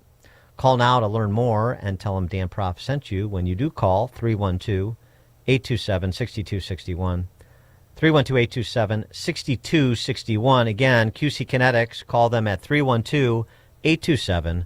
6261. Dennis Prager here for AmFed Coin and Bullion. I've always been a strong believer in precious metals investment, and I've always been fascinated with rare coin collecting. But owning the wrong coins that only make dealers a lot of money can be catastrophic for your investment portfolio. AmFed Coin and Bullion specializes in taking people out of non-performing coin portfolios and turning them into gold, silver, or platinum bullion. They tailor a portfolio based on your goals and not what they want to sell you. You'll never experience scare tactics, misleading hype, or high-pressure sales from owner Nick Grovich and his very knowledgeable staff. They will evaluate your portfolio, show you how your coins have performed, and take the time to educate you on the ugly industry practices so that you can make an informed decision. Smart people can make very bad investments when they're under pressure and lack the facts. Call 800-221-7694. That's 800-221-7694. AmericanFederal.com. If you told your boss, I love you, when ending a phone call, you might need a better night's sleep. People are loving Penny Mustard's double-sided memory foam mattresses. If you hugged your dentist when he was trying to unclip your bib, you might need a better night's sleep. Made in Wisconsin and built to last 45% longer than the average memory foam mattress. And backed by a 1-year comfort guarantee. If the server says, enjoy your meal, and you respond, you too, you might need a better night's sleep. And a better night's sleep starts at Penny Mustard Furnishings. PennyMustard.com.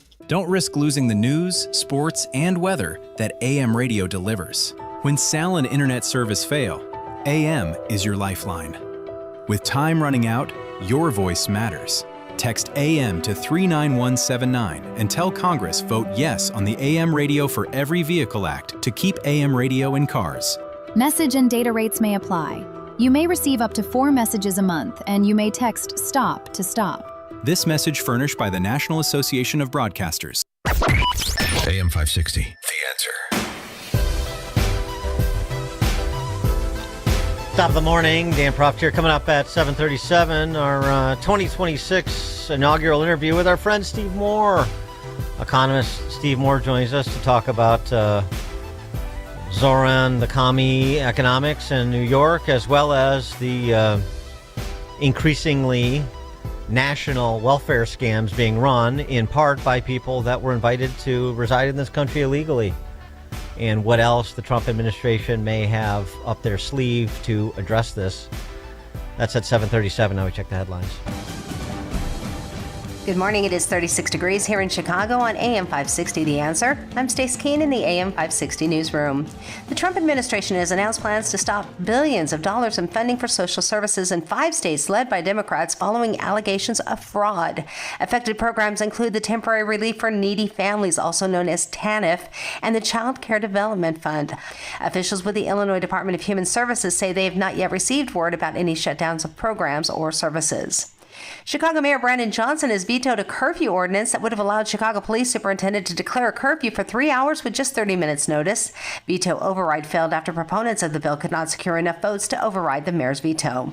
And the Illinois Criminal Justice Information Authority has announced $50 million in taxpayer-funded grants for historically underserved communities. Those funds will go to support community reentry from the criminal legal system and violence prevention initiatives. This report is a service of AlmostFreeTeeth.com. Think full mouth dental implants are too expensive? Think again, not at AlmostFreeTeeth.com. With medical insurance, you can save thousands and receive your finally affordable dream smile. Check if you qualify today at AlmostFreeTeeth.com. A check of the roads is coming up in 2 minutes on AM 560 The Answer. Mike Gallagher stands up to the bullies. I think this boils down to recognizing the actual evil that we're facing. It is absolute evil to attack Erica Kirk. There's no gray area here. You want to sit around and attack a grieving widow who just months ago lost her husband. You're rotten to the core. Your soul is gone. The Mike Gallagher Show, weekdays at 9 on AM 560. The Answer. Guess what just happened? The virus has mutated. The vaccine you counted on? It's yesterday's news. Ineffective. While the world panics, the virus is evolving, shifting, searching for a weakness in your armor. But there's one thing a mutation cannot beat. One force has defended humanity for 1 million years. Your own immune system. Empowered, reignited, unstoppable. I'm Dr. Michael Huber, introducing Virago, the ultimate elite shield against the new flu. It's not about the needle, it's about the power already inside you. Virago, the immune enhancement cocktail. Order your bottle of Virago online today. Visit myvirago.com. Use coupon code IMMUNE to save 30% at checkout. That's myvirago.com. Use coupon code IMMUNE to save 30%. Virago and Maha, making America healthy again. What if 2026 could be the best year ever for your retirement? It can when you take control of your financial future with physical precious metals. Call Advantage Gold at 800-741-GOLD right now and get your free gold rollover kit valued at $49, yours just for calling. More Americans than ever are discovering the power of rolling over a portion of their IRA or 401k into physical gold and silver. With a simple, tax and penalty-free rollover, you can add stability, security, and strength to your retirement. In times of inflation, uncertainty, or market swings, gold has been a steady, tangible, proven store of value. And in 2026, it could be the key to building the retirement you've always imagined. That's why so many people trust Advantage Gold, the #1 rated gold IRA company in America for 10 years running. Call 800-741-GOLD to get your free gold rollover kit. Call 800-741-GOLD and let 2026 be the year you finally take control. Consult your financial advisor before investing. Call 800-741-GOLD. Hair Volume from New Nordic will make your hair look thick and healthy. Hair Volume is available online at Amazon and NewNordicUSA.com or in the hair care aisle at your local CVS. Taking a look at the roads from the Team Hochberg Traffic Center, I'm Sue Aller. It's a jackknife dump truck that is closing down the exit ramp on the outbound Dan Ryan in the local lanes at 63rd Street, so that exit ramp is shut down. Right now, it's 13 minutes from the Byrne interchange to 95th Street. Inbound is 23 minutes. Stop and go inbound on the Bishop Ford as you approach the Dan Ryan, but an accident at King Drive has been cleared away. 28 minutes inbound on the Stevenson from the Tri-State to Lakeshore. Outbound is 16. The Eisenhower is 44 minutes from the Jane Addams to the Old Post Office. Outbound is 35. Inbound Kennedy from O'Hare to the Byrne Interchange, 24 minutes. Outbound is 30. And 16 minutes both ways on the Eden from Lake Cook to Montrose. This report is sponsored by Allstate. Wish you could save on home insurance? With Allstate, you could easily save and get quality protection. Yup, it's a win-win. So what are you waiting for? Check Allstate first for a quote today. You're in good hands with Allstate. Chicago's Morning Answer continues next, but now a check of your forecast from the National Weather Service. Today, expect patchy morning fog leading to reduced visibility, followed by a mix of clouds and sunshine. The high will reach 44. Tonight will bring increasing cloud cover with a low of 39. Tomorrow, anticipate a thick cloud cover with intermittent rain in the afternoon, reaching a high of 53. I'm meteorologist Jason Caterina on AM 560, The Answer. Get the latest weather, traffic, and news updates online at 560theanswer.com. Now, from the Signature Bank Studios. If you're looking for the latest news, insight into what it means, and the sharpest opinion, there's only one station in Chicago where you can turn, and it's this one. We're AM 560, The Answer. Top of the morning, Dan Proft here. And so what else should we expect from the Trump administration? In addition to his U.S. attorneys across the country, not just in Minnesota, his U.S. attorneys prosecuting fraud where it is unearthed and the evidence gathered and the cases made. In addition to turning off the spigot in states that feature fraud in their transfer payment systems, like the states for whom the spigot was turned off yesterday: Minnesota, New York, California, Illinois. What else could Trump do? I'll tell you, one suggestion I would have is to resuscitate Doge to deal with the stories that are coming fast and furious from around the country. Again, not just Minnesota.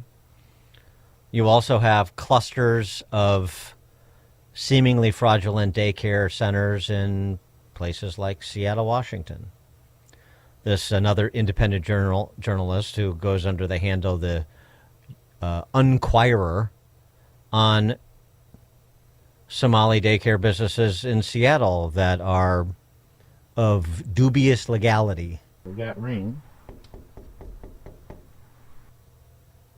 So as you can see, no one here is answering. It's just past 10 a.m. right now. Hello, looking to get some information about childcare. Okay, so as you can see, I just asked about childcare. Is this childcare for children? It's not? Yeah, I just want to make sure this is Tawakkol House. Okay, just wanted to make sure. What's the email address? This is Noreen Childcare here at 2918.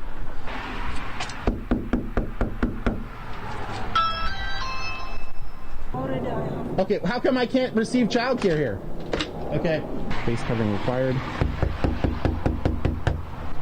I saw this location on the Department of Children, Youth, and Families. I just saw you go in a moment ago, ma'am. Are you unfamiliar with this address right here, 2918, is listed? I don't know. The kid started to answer honestly, and his dad then became a bit panicked and rushed him inside. Hello? I saw you move the blinds. I'm just looking for some information about childcare, daycare.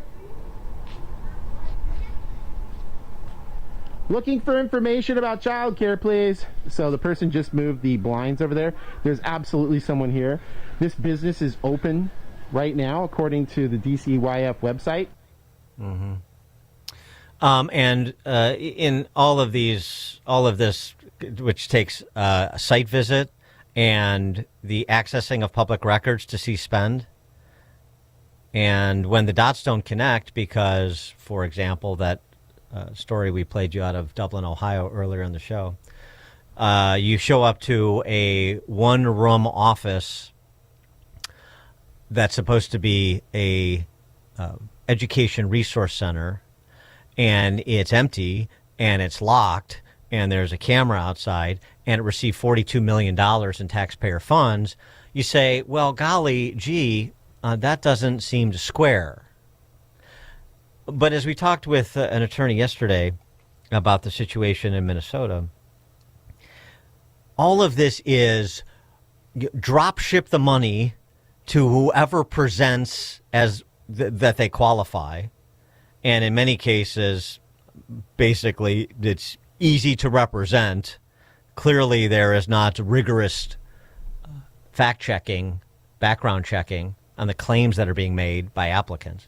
So just drop ship the money out. And then, if somebody complains on the occasion, you may have somebody actually do a random site visit. Then maybe there's some oversight if the records don't check out. Or maybe we just have you send in the records. You can fraud the records to get the fraudulent money, and we won't do any of that business. Maybe on the front end there should be some controls. This was something that Elon Musk and the Doge boys were talking about last year at the outset. You have money being sent without any coding in terms of what is this for, who is this to. There's no details on the front end such that even auditing is relatively easy.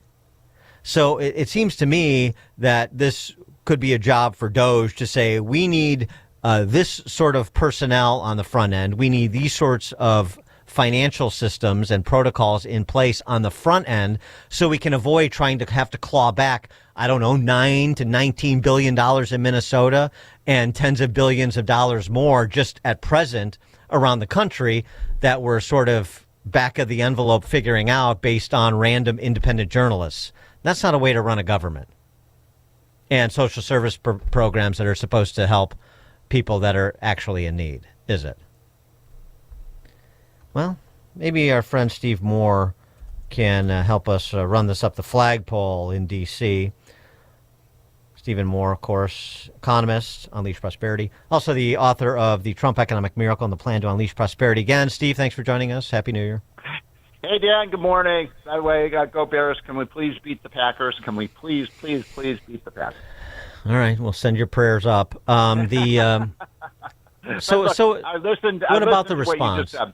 Yeah. So, first of all, this fraud is an epidemic. You're exactly right. It's not just Minnesota. It's happening mostly in blue states throughout the country. And one of the reasons it's happening, Dan, is because of this lunatic formula where the federal government sends all this money to the states for all these programs. Well, guess what? That sets up an incentive for the states to sign up as many people as possible for free daycare, for free food, for free housing, for free this, for free that. And we know this because a lot of the governors and a lot of the left-wing groups say, oh, yeah, go to the community, sign up everybody for these programs. It's an economic stimulus. That's what they say. This is a way to pump money into the local economy. So the whole system is designed to create rampant fraud, and now we're where we are today, where it's happening all over the country. Right, but that's the point. So there's layers of profligacy rather than layers of oversight,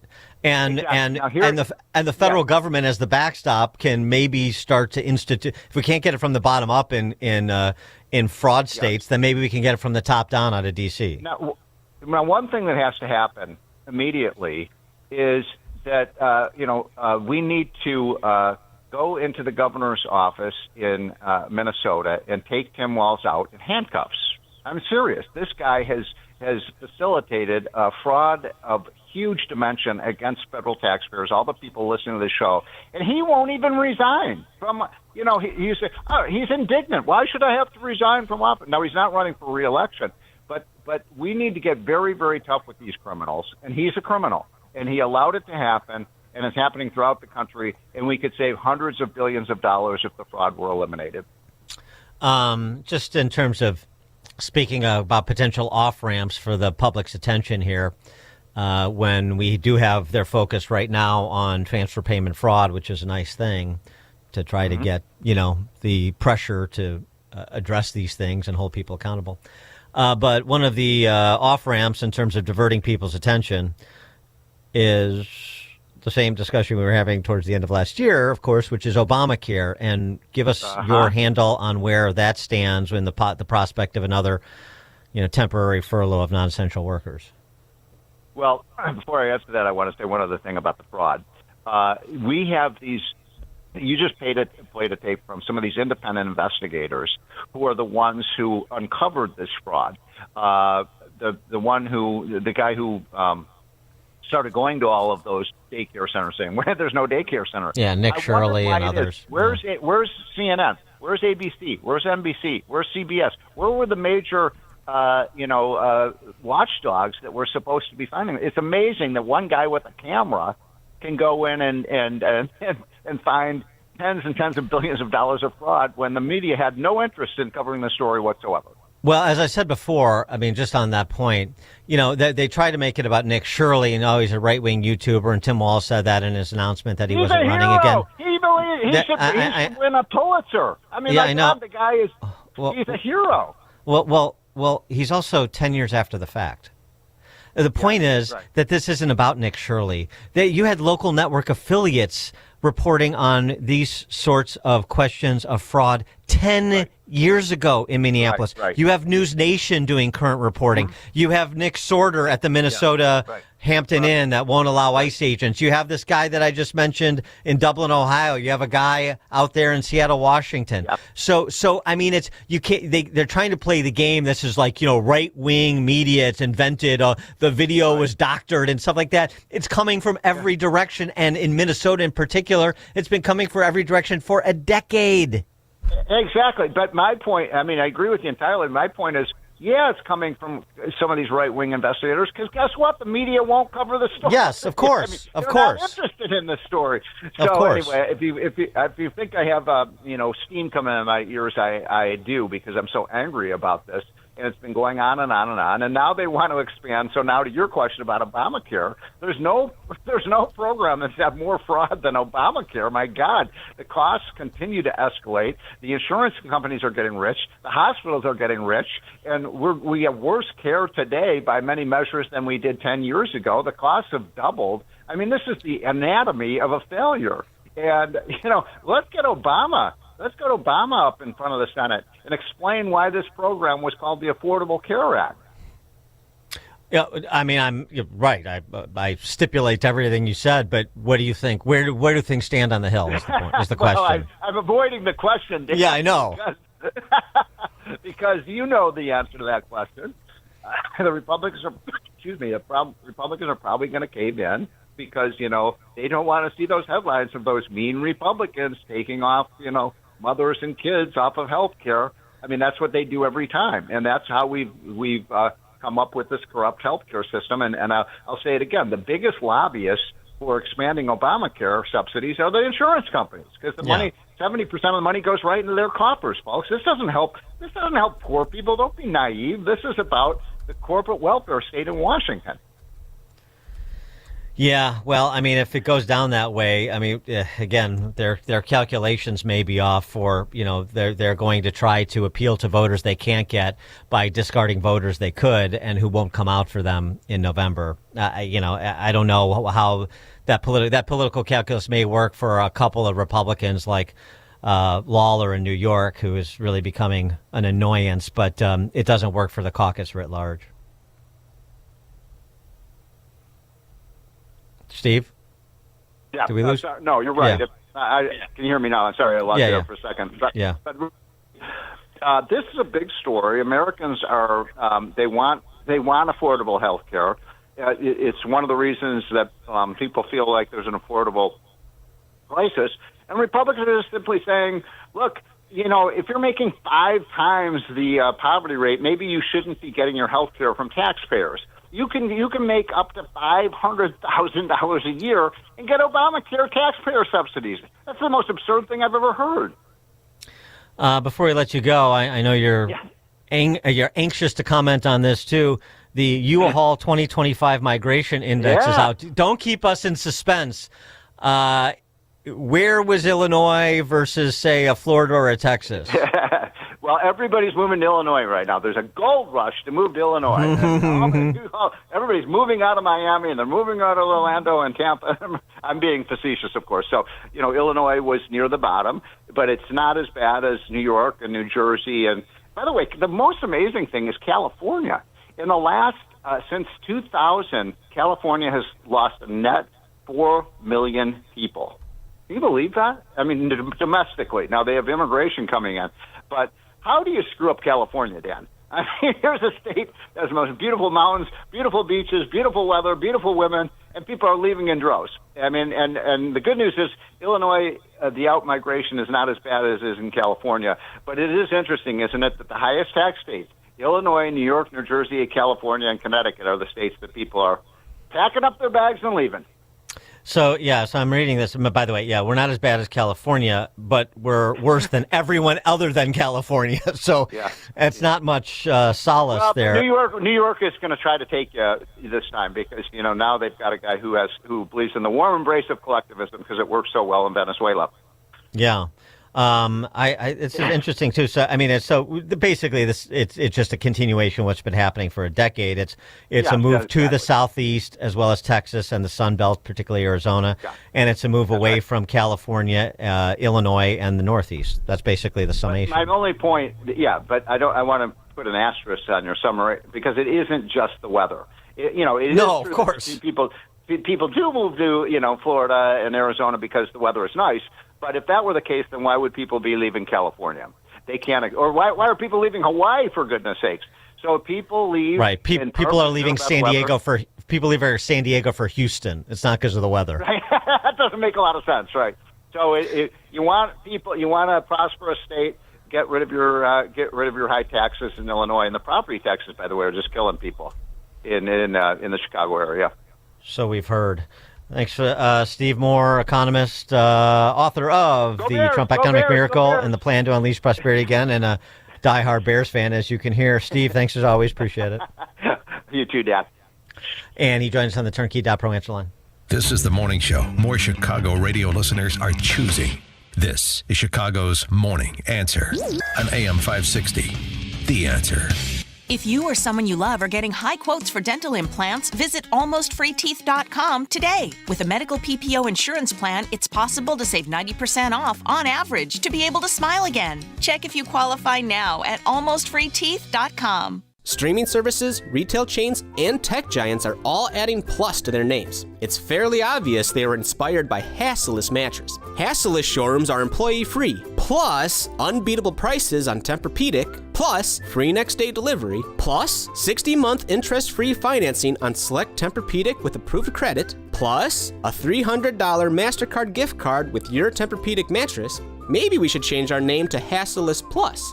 Find an employee-free showroom near you at Hassellus.com. Whether you are old or young, no one likes to lose money. The market is at an all-time high. How much risk does your portfolio really have in it? Are you worried that you could lose your hard-earned money? Call TJ Stearns in Arlington Heights at 800-640-2256 for your free risk report. Call right now and we will include a full analysis of your portfolio. Don't wait until it's too late. Call TJ Stearns, a local and longtime sponsor on AM 560. Call 800-640-2256. Call now and tell him AM 560 sent you. Hey, let me tell you about a proud new sponsor of Chicago's Morning Answer, Access One IT Services and Support. Chicago business owners, listen up. Your phone, internet, and IT should work well 24/7. But when it doesn't, who are you calling? An overseas help desk? Don't do that. If you want clear, reliable, local experts, consider Chicago's best, Access One. Access One has been powering Chicago businesses with secure, reliable IT solutions for more than 30 years from their headquarters in the West Loop. Whether it's voice over IP phones, dedicated internet, managed cybersecurity, cloud backups, or 24/7 support, Access One has you covered. Access One is Chicago-owned and Chicago-run, serving thousands of companies from Naperville to the North Shore and everywhere in between. Access One is rated top 5% in customer satisfaction and trusted by law firms, clinics, tech startups, manufacturers, and many other types of businesses. If you're in business, make sure your IT works well every day. Start a conversation about your business needs today by calling Access One at 1-800-654-1555. That's 800-654-1555, or visit them online at accessoneinc.com. That's access, the number one spelled out, inc.com, accessoneinc.com, and tell them AM 560 sent you. Hello, everyone. It's Tom, the founder of Freedom Boat Clubs of Michiana, now with 9 wonderful locations across Northwest Indiana and beautiful Southwest Michigan. With the holidays upon us, it's a perfect time to reflect on what matters most in our lives. Few of us will ever wish we'd spent more time at work. As the old saying goes, time spent on the water will not be subtracted from our lifespan, so just how precious is that boating time? At Freedom Boat Club, we make boating simple and accessible for everyone. Just join the club and get unlimited free training plus unlimited boat usage when you want. No hassles, no complications, just quality time on the water with the people you love the most. Time is money, and Freedom Boat Club is perhaps the most efficient way to experience boating and create unforgettable memories together. For more information, please call me at 269-281-8889 or visit fbcmichiana.com. Merry Christmas and Happy New Year, everyone. If moving safely around your home is a concern, you deserve clear answers, not a sales pitch. Access will help you improve home accessibility with practical solutions like lifts, grab bars, and home modifications, designed to fit your home, your needs, and budget. Experienced professionals will take the time to explain your options so you can make an informed decision. If staying safe and comfortable in your home matters to you, start with a free in-home consultation. Call Access at 630-616-6249 or visit allaboutaccess.com. At AlmostFreeTeeth.com, they're dedicated to making smiles great again. If you have medical PPO insurance, find out how you could save 90% off on average to get a beautiful dental implant-supported smile. Check if you qualify right now at AlmostFreeTeeth.com. AM 560, The Answer. Coming up at 8:08, we'll talk to Peter Doran, who is a senior fellow at the Foundation for the Defense of Democracies, about Venezuela. We may have a moment here. The U.S. has seized an oil tanker with a Russian flag linked to Venezuela, and the Ruskies are apparently en route to get it. That could be a moment. Maybe it'll facilitate peace in the Eastern Europe.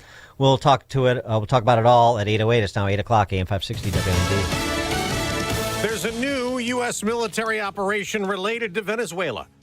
I'm Dave Anthony, Fox News. It's happening now at sea in the North Atlantic, where U.S. forces boarded an oil tanker to seize the ship that was recently renamed, given a Russian flag, and was going to get a Russian military escort. The ship, which was previously used to transport sanctioned Venezuelan oil, has been pursued by the U.S. since last year. It's now northwest of the British Isles.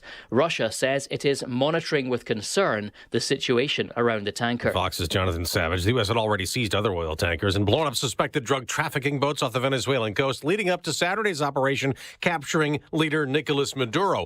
All members of Congress will get a classified briefing on that mission this morning. The first one is for the Senate an hour from now, then the House. Democrats have been critical of that Venezuela raid. Senator Peter Welch says this is a new American approach. And that new foreign policy is might makes right. If President Trump wants something and he can use the military to get it, he will. The president will meet with oil executives Friday after posting on Truth Social that Venezuela is going to send to the U.S. 30 to 50 million barrels of oil that will be sold at market price. Today marks 1 year since wildfires devastated the Los Angeles area. 31 people were killed. 12,000 homes burned down, including Rachel Darvish's in Pacific Palisades. She's among many who are frustrated, unable to rebuild yet. She tells Fox, "Is it safe yet? Can we go home? What are we breathing? What's in the air? What is insurance covering that? I'm not home yet, but those are the things I'm worried about." Later this morning in Los Angeles, Nick Reiner will be arraigned on charges he murdered his famous father, actor and movie director Rob Reiner, and his mother in their home last month. Earlier this week, Reiner was reportedly removed from suicide watch, but is still in solitary confinement at the Twin Towers Correctional Facility in L.A., where he's being held. That's Tanya J. Powers. America's listening to Fox News. Good morning. It is 36 degrees here in Chicago at AM 560, The Answer. I'm Stace Keene in the AM 560 newsroom. Illinois U.S. Senator Tammy Duckworth criticizes the U.S. House Speaker and President after a provision expanding in vitro fertilization coverage for military families was stripped from the defense bill. Katrina Barker has more. Sean Tipton, Chief Advocacy and Policy Officer for the American Society of Reproductive Medicine, said the Speaker's decision was rooted in ideology rather than fiscal realities. And the Speaker just decided he was going to take it out. It's undemocratic. It's cruel to the military. Critics of the policy, including David Smith of the Illinois Family Institute, argue that the federal government should not require taxpayers to fund IVF, which they view as an elective medical procedure. The taxpayers should not be funding this dubious research and medical procedure. Tipton rejected claims that IVF would crowd out other healthcare services. And Chicago Mayor Brandon Johnson has vetoed a curfew ordinance that would have allowed Chicago Police Superintendent to declare a curfew for 3 hours with just 30 minutes notice. A veto override failed after proponents of the bill could not secure enough votes to override the mayor's veto. However, a revised curfew proposal is expected to be considered by the City Council's Public Safety Committee, in addition to a proposal which would require social media platforms to take down posts about teen takeovers or face fines. This news report is a service of Goldilocks, offering Chicagoland state-of-the-art smart security systems to protect your home or business. AM 560 listeners receive 3 months of monitoring free with new installs. Get peace of mind by calling Goldilocks at 708-889-5600. Again, that's 708-889-5600. A check of the roads is coming up in 2 minutes, but time now for the AM 560 Business Beat, a service of Signature Bank. I'm Charles Payne, and this is the Fox Business Report. The U.S. is deepening its control over Venezuela's oil industry. President Trump says Venezuela will give the U.S. 30 to 50 million barrels of sanctioned oil. The president is expected to meet with oil company executives on Friday. Crude oil prices are lower. Berkshire Hathaway's new CEO, Greg Abel, will be paid $25 million a year. His predecessor, Warren Buffett, took an annual salary of $100,000 for 40 years, though he had other forms of compensation as well. Abel took over January 1st after Buffett retired at age 95. The largest U.S. banks are expected to report a jump in profits for the recent quarter. Analysts at Argus Research say that's because investment banking has stepped up. Both the Dow and the S&P closed at records on Tuesday. That's your Fox Business Report. I'm Jenny Cosola. Invested in you. Larry Elder wants facts in the argument. It just drives me crazy whenever there is a mass shooting and the immediate call for people on the left to demand more gun control. Never, even on Fox, do you hear somebody say, well, let's also consider how often Americans use guns to save lives, themselves or others, or bodily injury. It just seems to me that should be relevant. The Larry Elder Show, weeknights at 8, right before Sean Hannity at 10 on AM 560. The Answer. Listen, I'm going to be straight with you. Pain doesn't just hurt your body, it cripples your life. I know this because I've seen it with people I care about. If joint pain is holding you back, start the new year by doing something different. There's a way to get real relief without surgery and without putting your life on pause. But you have to take that first step and contact my friends at QC Kinetics. They provide regenerative treatments that help your body repair the areas that are causing pain. I've talked to people who've been through this. These are real results.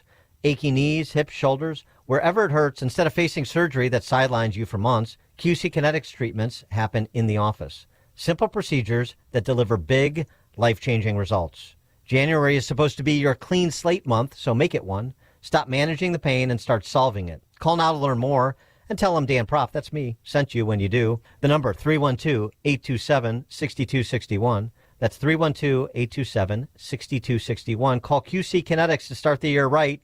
312-827-6261. Wesley Financial Group is not a law firm. Ask yourself this question. Is it really worth holding on to that timeshare that you know you need to get rid of? Here's the truth. The average maintenance fee just went up over 17%. That could have been 117%, and there's nothing you can do about it. When you buy a timeshare, you give them a blank check for annual maintenance and assessment fees. I'm Chuck McDowell, founder of Wesley Financial Group. For 15 years, I've helped over 50,000 families cancel their timeshare. Not sell it, not transfer it, cancel it. Did you buy a timeshare because they told you it was a great investment and your maintenance fees would never go up? That's a lie. Are you ready to get rid of your timeshare once and for all? Simply call us and I'll send you our timeshare exit kit that explains all your options for cancellation. Call Wesley now for your timeshare exit kit. 800-682-3311. That's 800-682-3311. 800-682-3311. Living with everyday pain is like having a voice that always says, no, you can't do that. No, you better sit this one out.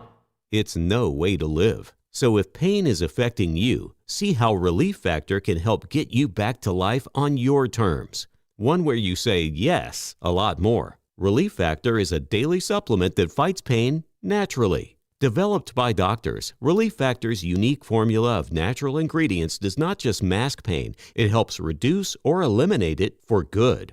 Whether it's your back, neck, joints, or muscles, Relief Factor can help you, as it has for so many others. So call 1-800-4RELIEF and give Relief Factor's 3-week quick start a try. It's only $19.95, less than $1 a day to get your life back. Just go to ReliefFactor.com or call 1-800-4RELIEF. That's 1-800-4-RELIEF, and see how you can say yes to more of everything you want. Taking a look at the roads from the Team Hochberg Traffic Center, I'm Sue Aller. Good news on the outbound Dan Ryan. The exit ramp has been reopened at 63rd Street. We had an earlier jackknife dump truck. It's been moved to the shoulder, so it's 12 minutes from the Burn interchange to 95th Street. Inbound, though, is 32 minutes. Stop and go on the Bishop Ford inbound as you approach the Dan Ryan, and the 57 inbound slows down into 103rd Street, but an earlier crash has been cleared away. 34 minutes inbound on the Stevenson from the Tri-State to Lakeshore. Outbound is 19. The Eisenhower from the Jane Addams to the Old Post Office, 51 minutes. Outbound is 43. The Kennedy inbound from O'Hare to the Burn interchange, 38 minutes. Outbound is 35. 16 minutes inbound on the Eden from Lake Cook to Montrose. Outbound is 24. This report is a service of the daily podcast of Chicago's Morning Answer and the Sean Thompson Show. Hear both shows with limited commercials when you subscribe for free to the daily podcast at 560theanswer.com/podcast. Chicago's Morning Answer continues next, but now a check of your forecast from the National Weather Service.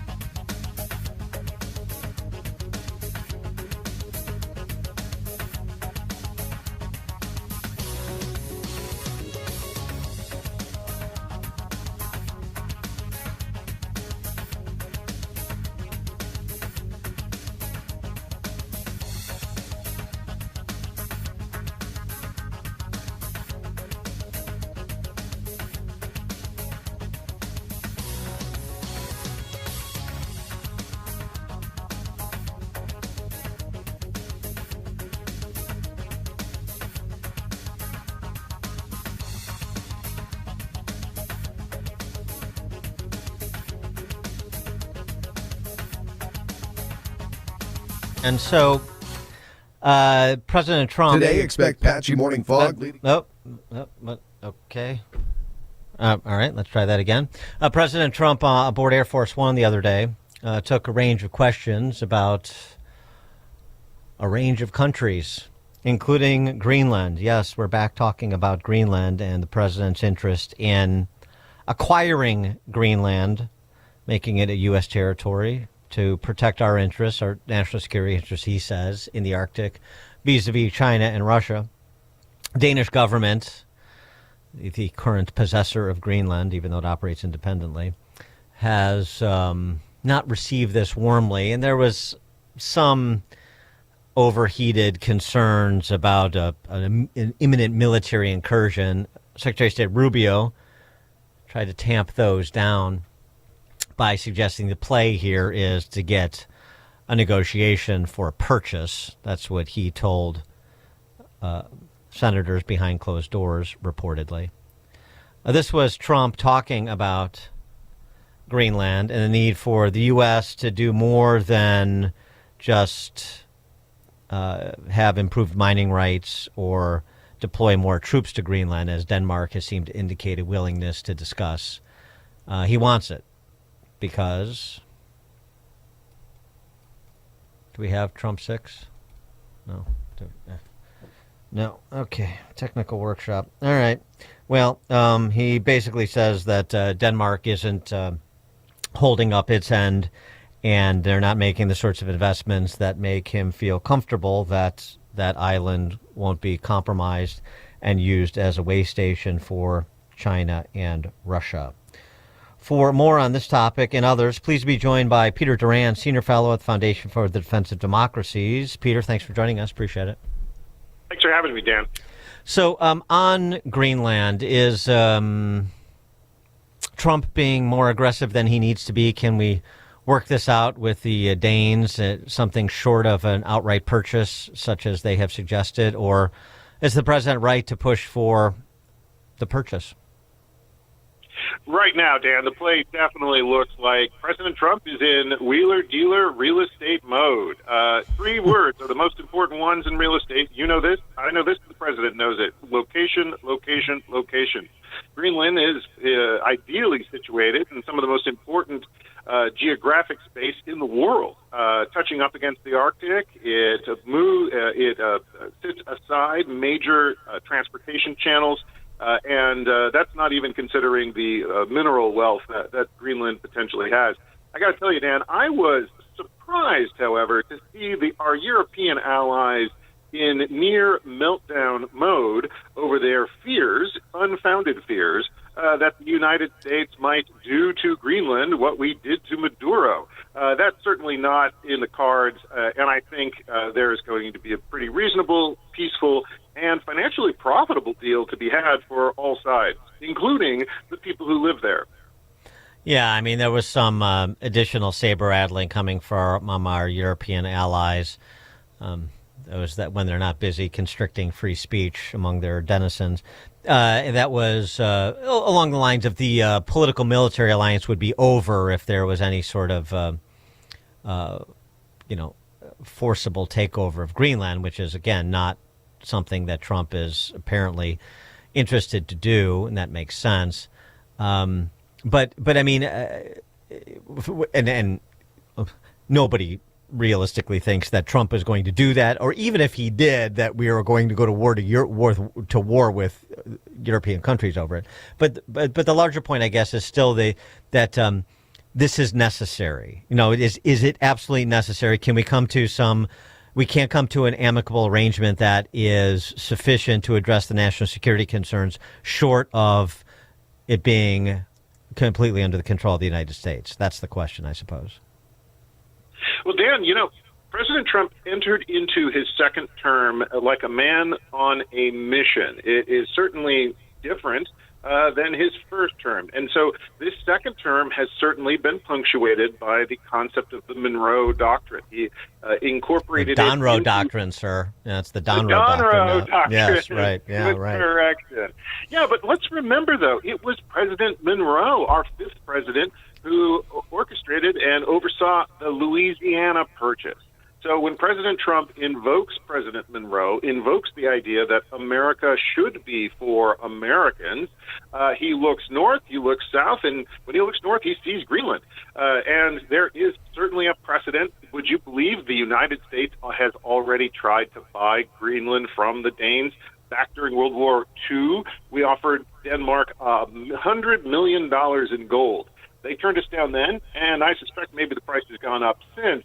But there's precedent for it, and I think that's going to be the end game here for the real estate wheeler-dealer, President Trump.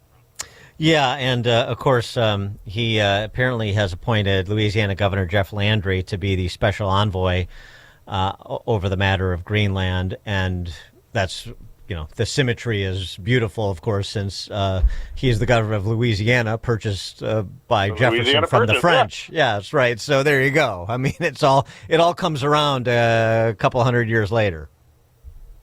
But more than that, we have to look at the strategic importance of Greenland. It is hard to understate just how greedily countries like China and Russia look at this real estate.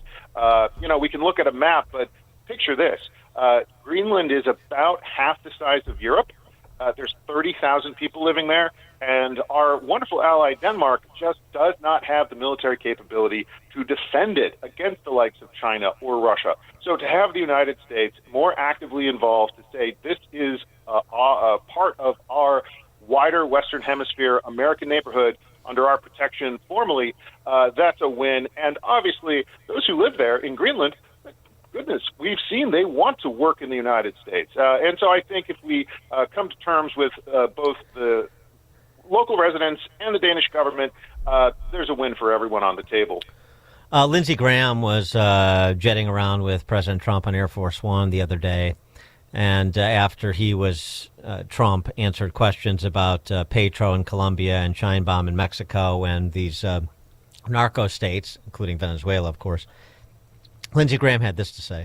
So what has he done? He's going to clear our backyard of a drug caliphate, countries run by narco-terrorist dictators who murder, rape, send drugs into our country to kill thousands of our citizens. To my Democratic friends, you should be celebrating this. When bin Laden went down, I was the first to applaud President Obama. This was one of the most sophisticated military operations in the history of the country. What they were able to do was amazing. They knew we were coming. We had a good part of the Navy, and they were able to capture this man alive. No military in the world could have done it. And as to this commander-in-chief, he did something people talked about doing.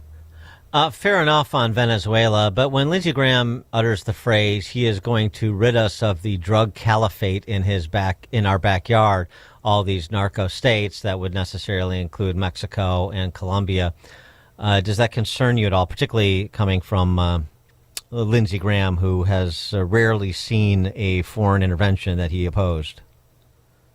Well, I think we certainly have a lot on our table right now. I am encouraged, though. President Trump decided against a full-scale military invasion and occupation of Venezuela, and instead he took a very old play from the American playbook, and that is to assert America's privilege and interest in our hemisphere and to say, look, if you are a government that acts against our interests, if you open the door to the likes of Iran, which Venezuela was coordinating with, to the likes of China and Russia, we are going to put our foot down. We're going to say no. We're going to draw that red line. And we did so without an invasion, which many said couldn't be done. So good for President Trump to make that move in the way he did. I also have to think that Secretary of State Rubio is certainly a major player here. He knows the region. He's passionate about Venezuela, the freedom of Venezuela and Cuba. And so I have a lot of confidence to see how this plays out under Rubio's very well guiding hand. Okay, let's move across the world into Iran. So the Iran regime is being treated to almost 2 weeks of nationwide protests that have moved out into the rural areas of the country. Chance of death to the dictator. We've seen footage of apparently Revolutionary Guard shooting protesters. The situation in Iran, inflation is at 52%, and the government's rescue plan was to provide a $7 monthly handout. That was not received well, to no one's surprise except theirs, ostensibly. There is reporting that the Ayatollahs are hatching a plan to abdicate to Russia as needed. And Trump had this to say, again, on that same Air Force One flight, about Iran and intervening if the regime, if the mullahs start assassinating protesters. So there's been protesters killed in Iran. You said we were locked and loaded, ready to go. What is the line there for when the U.S. is going to get involved in those protests? We'll take a look. We're watching it very closely. If they start killing people like they have in the past, I think they're going to get hit very hard by the United States. What say you, Peter? Don't test President Trump. Don't ever expect that he might be bluffing. Take him at his word, especially if you are the clerics in Iran. Dan, I think we all saw that $7 payout option and rolled our eyes just like the Iranian people did. But here's why I am cautiously optimistic about the chances for the people of Iran to finally take their country back. Every single day, they continue to hit critical benchmarks that you'd want to see them hit if they were going to succeed this time and not fail like so many uprisings in Iran have failed in the past. We are seeing massive, widespread opposition growing, and for good reason, Dan. It's hard to see a future for yourself if there's no water or electricity. Food is too expensive, and your money is worthless. Everyone has a point where they've got nothing to lose, and I think for the vast majority of Iranians, they have now reached that point. So that's why I'm cautiously optimistic that this time we could be seeing history in the making, but I'm also worried that the regime will drop the hammer and start killing protesters. So let's move over to Russia. I mean, it seems like they're already doing that, and yeah, you're right. I mean, I know what you're saying. It could scale, and then we're in a moment too in terms of what Trump wants to do in response to that, and how surgical we can be in a chaotic situation. But let's move over to Russia, because we have this potentially a moment happening now, or in process of happening. So the U.S. has boarded a Russian-flagged Venezuela-linked oil tanker, seized it effectively, and the report is that the Ruskies are en route to take it back. What's your sense of the danger of this situation? I think the only danger this poses is to Russia's energy ambitions. This is a classic shadow tanker. You often hear that term thrown around. Essentially, these are rust buckets. They can't be insured and won't be insured by any legitimate company because they're so dangerous. They swap flags like most people change pants. They hide their true ownership in an effort to evade sanctions. This tanker was making the run between Venezuela and Iran. It disappeared last month and reappeared with a new name and a new supposed owner and a new flag. But out on the open seas, you can try and play those games, you can try and run, but the U.S. military will always be watching. And what we're seeing is President Trump once more backing up his words with action. He said we were going to enforce this sanctions embargo on Venezuela, and he's acting. The Russians are upset, but they can't do much to stop it. Good for President Trump. Does what he and the U.S. military are able to accomplish with the removal of Maduro and now the enforcement of the oil embargo that we were describing, does that make Putin more or less likely to deal on Ukraine, do you think? Oh, it certainly sends a very powerful message to Vladimir Putin. Let's remember that he has been running circles around us, playing games with his own shadow tankers. We have not taken aggressive action against Russia's tankers in the way that we just did against Venezuela's tanker. And now it pops up with a Russian flag. Perhaps Vladimir Putin was thinking that would be enough protection, but as we saw, video is now hitting the news now. The United States has boarded this tanker, and I fully expect it to turn around and head back to Venezuela where it belongs. And so good for President Trump. Steve Witkoff has apparently revealed that the U.S. is about to finalize a post-war prosperity agreement for Ukraine, in terms of rebuilding the country. And they're doing it with BlackRock and Larry Fink. That makes me uneasy. But obviously there's going to need to be an economic reconstruction plan, and the U.S. has interest there. But I suppose I'm curious about not only the folding BlackRock in and somebody who I think is problematic in Fink as well as BlackRock generally. Number one, it doesn't inspire a lot of confidence about the philosophy here. Number two, are we putting the cart before the horse here? It seems like we're a long way from a cessation of hostilities, and we're already focused on divvying up the country and giving Larry Fink his cut. Well, I think that the last point you made is the most important. It's really hard to think about the bright and prosperous future that Ukraine will have after the shooting stops until the shooting stops. Right now, Special Envoy Witkoff's main job is to facilitate a ceasefire and then a lasting peace. He has not yet delivered on that, especially when it comes to the Russian side. Let's have no doubt about this. Vladimir Putin is the main obstacle to peace here. So we can talk to the Ukrainians as much as we wish about what the world after this war looks like. But until the shooting stops, it's going to be very difficult to translate any of these dreams into reality. He is Peter Duran, Senior Fellow at the Foundation for the Defense of Democracies. Peter, thanks so much for joining us. Appreciate it. Thanks for having me. And he joined us on the Turnkey.pro answer line. This is Chicago's Morning Answer. Your show keeps me alive during the week. There's nobody I'd rather listen to between 5 and 9 in the morning than you guys. On AM 560, The Answer. Business owners, now's the time for your business to make the move to a locally owned business bank. Hi, Mike Gallagher here to let you know that you don't have to look far. Signature Bank was founded in Chicago with a simple mission to help companies like yours grow, succeed, and thrive. Their decisions are made locally by a terrific team that knows your name, cares about your business, and invests in your success. That's why Signature Bank is my bank. I'm a customer. As business owners, they knew that local family-owned businesses were not getting the help they needed or deserved.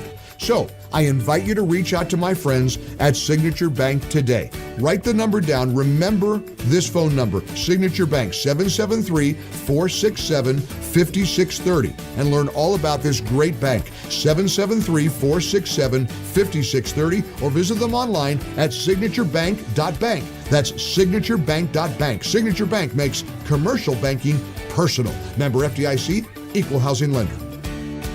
Dan Proft here to tell you about an opportunity for you to promote your business and to make a difference this Christmas season. I'm talking about our Food for the Poor Business Benefactor Program. We've partnered with Food for the Poor to provide life-saving food and water for thousands of children and their families in Latin America and the Caribbean. Your business can be a part of this effort. Become a Food for the Poor business benefactor by making a $2,500 tax-deductible donation to Food for the Poor. That donation will help more than 30 children for an entire year. And when you do that, AM 560 will give you 40 one-minute commercials to air here on AM 560 The Answer between 5 a.m. and 8 p.m., Monday through Friday, at no additional cost to you. To take advantage of this deal, just call John Gallagher at 847-472-8950. Again, that's 847-472-8950. One more time, the number, 847-472-8950. Or go to 560theanswer.com/food for the poor. That website again, 560theanswer.com/food for the poor. They say timing is everything in the gold and silver markets, and it's true. Dennis Prager here for AmFed Coin and Bullion. Although you can buy at the right time, if you buy the wrong coins, you may not make a profit. When gold was $400 an ounce, many people were talked into buying high-grade old gold and silver collector's coins. Unfortunately, most of the people who bought these so-called semi-numismatic coins, like the $20 St. Gordon's and Liberty Head gold coins, have not broken even on their investment. Incredible, given that gold has risen approximately 525% since then. So while timing is everything, if you buy the wrong coins, the timing simply doesn't matter. Having a dealer who cares about positioning you in the right types of coins or bullion will mean more to your portfolio than anything else. That's why I deal with Nick Rovich and AmFed Coin and Bullion. Whether you're buying or selling, call 800-221-7694. That's 800-221-7694. Or go to AmericanFederal.com, AmericanFederal.com. AM 560, The Answer.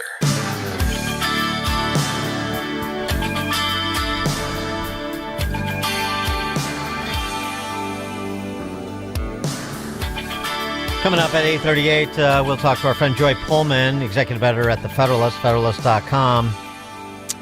The vast majority of daycare is a scam. We'll delve into it. 8:38, now we check the headlines. Good morning. It is 35 degrees here in Chicago on AM 560 The Answer. I'm Stace Keene in the AM 560 newsroom. A 78-year-old man has died after being shot inside his home. According to reports, that shooting happened around 11 o'clock last night in the 4500 block of Lamont Avenue on Chicago's southwest side. Police have no suspects in custody. Nearly 1,000 employees in the Chicago area are looking for new jobs after being laid off. According to the Illinois Department of Commerce and Economic Opportunity, 985 employees were given layoff notices late last year. Some of the companies experiencing layoffs are CVS-owned Oak Street Health, Norvac LLC, and Pritvac LLC. And Chicago-based fast food giant McDonald's has issued a statement in response to a class action lawsuit which claims that the company's deceived customers about their popular McRib sandwich, saying there's no actual rib in it. The company's fired back saying, quote, fan favorite McRib sandwich is made with 100% pork sourced by farmers and suppliers across the U.S. This report is a service of AlmostFreeTeeth.com. Think full mouth dental implants are too expensive? Think again, not at AlmostFreeTeeth.com. With medical insurance, you can save thousands and receive your finally affordable dream smile. Check if you qualify today at AlmostFreeTeeth.com. A check of the roads is coming up in 2 minutes on AM 560, The Answer. Catch more money with leading economist Steve Moore. I'm excited about America. I think things are going really well. I think we've turned a corner here. I think Biden economics is well behind us now. This is a miracle what's going on here. If anything, it's better than I thought it would be. So many good things happening in the economy. Low inflation, low unemployment rate, consumer confidence up, business confidence up. All of the indicators are pointing north right now. It's More Money, Saturday at 3 on AM 560. The Answer. Well, that was a surprise. The HVAC tech just said our furnace apparently has a cracked heat exchanger, and it'll cost thousands. Oh, you're kidding. He barely looked at it. Now he's pushing a huge repair? What should we do? I don't really trust them. We need a second opinion. My brother Mark recommended Air Right Heating and Cooling. I looked them up and they seem legit. Great Google reviews. I'm sure they'd give us an honest assessment. He liked that they checked their carbon monoxide readings so he knows the air they're breathing is safe. And I guess it also gave a sense of how much life was left in their furnace. I'd love that peace of mind. Plus, why spend a fortune on something we might not even need? Get a second opinion from Air Right Heating and Cooling. Tell them AM 560 sent you and get $56 off any service. Visit Air Right Heating and Cooling right now at AIR-RITE.com. Again, that's AIR-RITE.com. Air Right Heating and Cooling. Doing it right since 1959.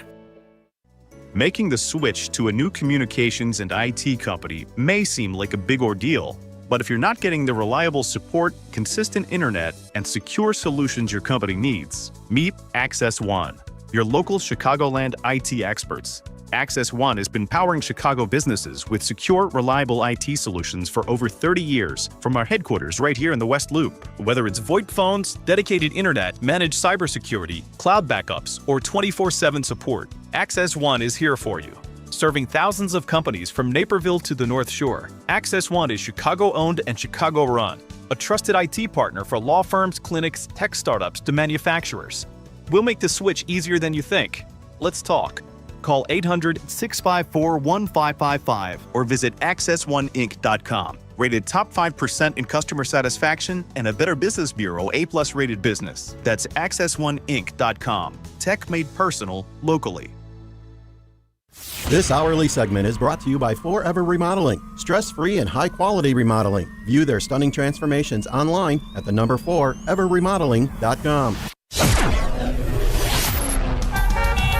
Taking a look at the roads from the Team Hochberg Traffic Center, I'm Sue Aller. It's a solid wall of traffic on the northbound side of Lakeshore Drive between Marquette Drive and 57th Street. The Stevenson is 55 minutes from the Tri-State to Lakeshore inbound. Outbound is 20. Slow on the Dan Ryan from 95th to the Burn Interchange, 29 minutes inbound. Outbound is 12. Inbound Eisenhower from the Jane Addams to the Old Post Office, that's 54 minutes. Outbound is 43. You also have 43 minutes inbound on the Kennedy from O'Hare to the Burn Interchange. Outbound is 37, and stop and go on the inbound express lanes from Montrose to Ohio Street. Inbound on the Eden from Lake Cook to Montrose is 15 minutes. Outbound is 25, and this report is sponsored by Mattress Firm. The once-a-year sale and clearance is here. Upgrade today with Mattress Firm's quality selection of top brands. Let their sleep experts find the perfect bed to help transform your nights. They make sleep easy. Chicago's Morning Answer continues next, but now a check of your forecast from the National Weather Service. Today, expect patchy morning fog leading to reduced visibility, followed by a mix of clouds and sunshine. The high will reach 44. Tonight will bring increasing cloud cover with a low of 39. Tomorrow, anticipate a thick cloud cover with intermittent rain in the afternoon, reaching a high of 53. I'm meteorologist Jason Caterina on AM 560, The Answer.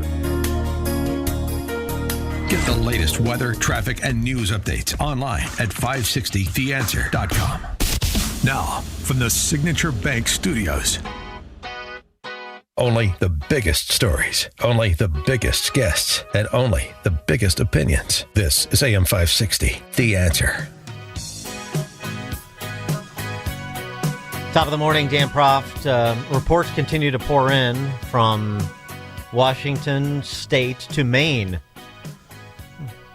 Convenient, covers most of the expanse of the country, and you can imagine what's going on in between in states that have yet to be visited by either independent journalists like a Nick Shirley or a Nick Sorter or the Inquirer in Seattle or News Nation. I mean, I'll give credit where credit's due, of course, just like we gave credit to the network affiliates in Minneapolis dating back a decade that have been reporting these fraud stories, have been asking questions amid the willful blindness of the political class in Minnesota in that case, but of course it's not limited to Minnesota. In Maine, this is where we find more Somali scammers, as so identified by just the most basic kind of due diligence that you might expect a government agency entrusted with taxpayer dollars to exhibit, but you're not getting it, particularly in states like Stephen King Land, Illinois, California, Minnesota, New York, the states where the federal government is finally turning off the spigot. That's $1 billion that being withheld from Illinois at present. Here's the story out of Maine. I thought that we were doing the right thing this whole time. And the more I started digging, the more I started finding. And I just couldn't believe what I was seeing, that this was happening and that I was part of this. Chris Bernardini spent 7 years working for Gateway Community Services, a Somali American-led health services contractor in Maine. Bernardini alleges Gateway oversaw a system in which false records were filed about client visits. And he says they charged taxpayers for providing services that were never performed. We started getting some clients calling and saying, months later that their client owed them hours. They hadn't come in for these shifts and stuff. But I had a time card for it. And they were billing for it. They were billing for it. In March of 2022, Gateway received a notice of violation from the state's Maine Care Services Program Integrity Unit based on an audit of records taken at random from January 2017 through December of 2018. Gateway overbilled by an estimated $904,000. In your professional opinion, what you saw was fraud? Absolute. No doubt about it. No doubt about it. But Bernardini says when the pandemic hit, it got worse. I started seeing bonuses, $2,000 bonuses going to these staff that had only been with us for 2 weeks, never worked a shift with a client. And yet the PPP loan comes, you're giving $2,000 away like they're lollipops at a doctor's office. In April of 2024, Bernardini wrote to the Department of Homeland Security seeking whistleblower protection. They referred him back to the state of Maine. Nearly a year later, Gateway fired Bernardini. The company's founder and CEO is Abdullahi Ali, a Somali American who, while at the time serving as executive director for Gateway, last year ran for president of Jubaland, a state in Somalia's south that borders Kenya. Last week, he posted on X, "I make no apologies for building a successful business in Maine, working hard to earn a living, earning my PhD, giving back to my Maine community, and running for office in Jubaland. I am proud to contribute my hard-earned dollars to support my people back home." We reached out to Ali for comment multiple times. We even came to Gateway to try and speak with him. Hello. I'm with News Nation. My name is... No comment? Is Mr. Ali here? Can we speak with Mr. Ali? No, he's on the trail in Jubaland. As I always say, it's nice to have a man in Jubaland, and why not? If the Somali ambassador to the UN can run a dubious home health care business in Cincinnati, why can't Ali be the warlord in Jubaland and still have this thriving business in Maine? Just to repeat here at home in Illinois, something I brought up earlier in the program, thanks to Republican gubernatorial candidate Ted Dabrowski's research. Funding for child care and since Illinois is on the turn off the spigot list, funding for child care programs have grown 8 times faster than the overall state budget in the last 7 years. child care services are up 300%.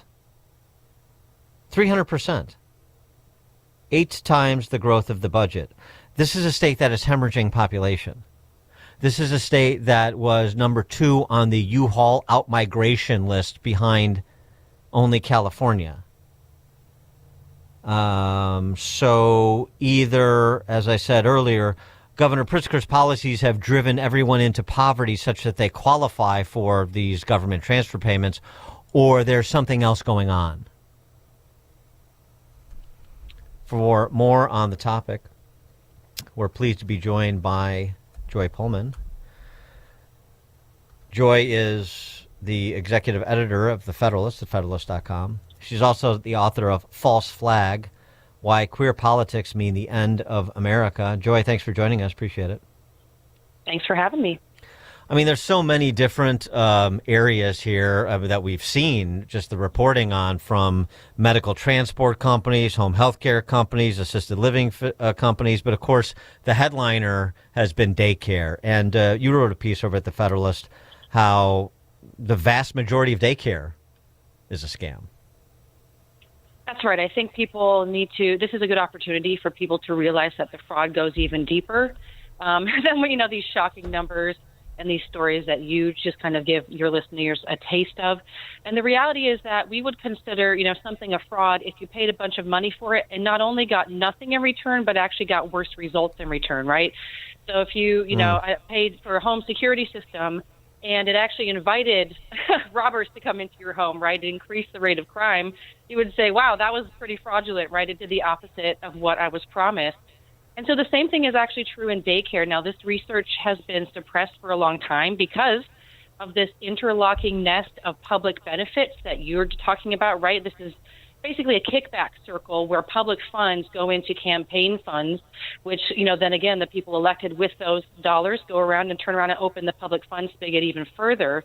And so the same thing has been happening kind of in the daycare so-called research, where there's been a lot of fraudulent, and inaccurate research put up, but it can't hide the reality that the gold standard studies that do random assignment, that look long-term at children, find that the billions of dollars that Americans spend on daycare every year, including, preschool programs such as Head Start, actually result in worse outcomes for society. We're talking about, children in these programs commit more crimes than they would have had they not been in the program. They have higher anxiety and other behavioral issues such as aggression, and they also have worse academic output. So, so it's not just, of course, it's patently fraudulent to be taking money to be doing nothing, but it is also patently fraudulent to be taking money to damage society under the guise of helping. It's interesting. It's such an important point because, Head Start has been a political football for half a century with, the mantra, even adopted by some susceptible Republicans, even the president's daughter, Ivanka, affordable daycare, Totally. free daycare, blah, blah, blah. And we've known for a long time, actually, because it's been a talking point of some Republicans, conservatives, when it comes to the welfare state, that Head Start doesn't work. Why are we funding a program that doesn't work? I've been hearing about this for decades. And so now it's this opportunity, because it's not that, $250 million that the Feeding Our Future scam orchestrated by Somalis in Minnesota, that's one thing. With Head Start alone, as you write, that's $250 billion. That's $250 billion in essentially misspent money.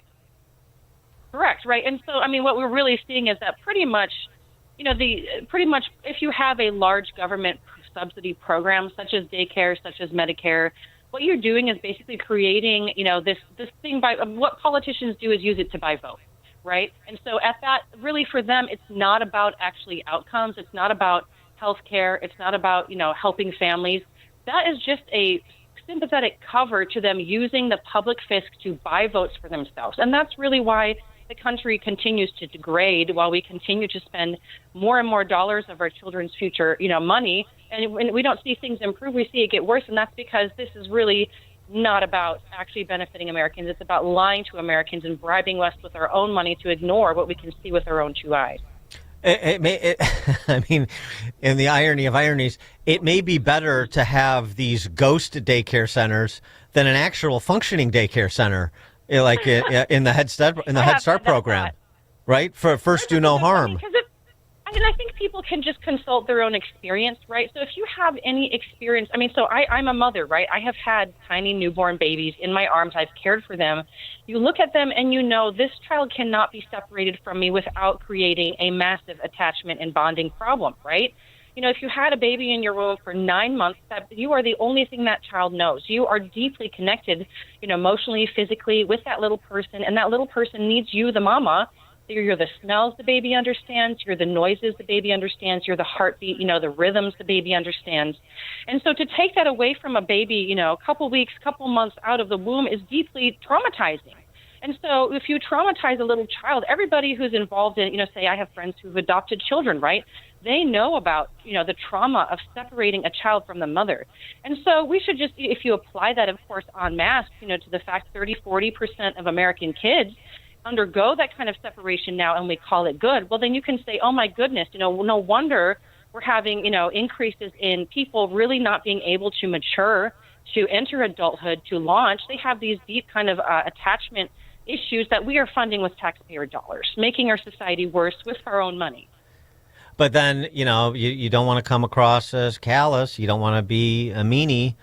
You don't want to say things like that to a family that says, well, both my husband and I need to work just to get by. It's tough sledding these days, and so that means we have to figure out daycare options if grandma and grandpa aren't around or siblings or friends aren't around. And so, this is what people who are otherwise playing by the rules and trying to do right and trying to get by have to do, and so you don't want to stigmatize them. Well, of course, everybody has compassion on people who literally cannot feed their children without, having, usually it's a single mother, right? Because if you have two incomes, yes, right, there is, it's more possible to be able to feed the kids and help mommy be home at least part-time, So those are difficult situations, but I think there are better solutions for people than, institutional daycare. And I think everybody, and we don't have to, talk about the people who really have no other options. We can talk about the people who can make other options, who could arrange their lives to have a different choice, who could move close to mom or dad or grandpa or aunt, or, maybe could have, I do this, right? I'm a working mother. I have a childcare swap with a friend of mine who also works part-time, right?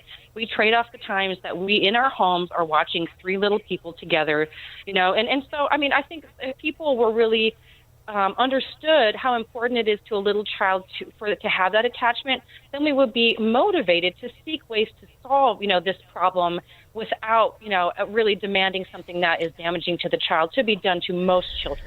I think we should just seek the best situation or better situations for the most kids possible, and rather than just saying, oh, daycare is great for your kids when we all know intuitively that it's not.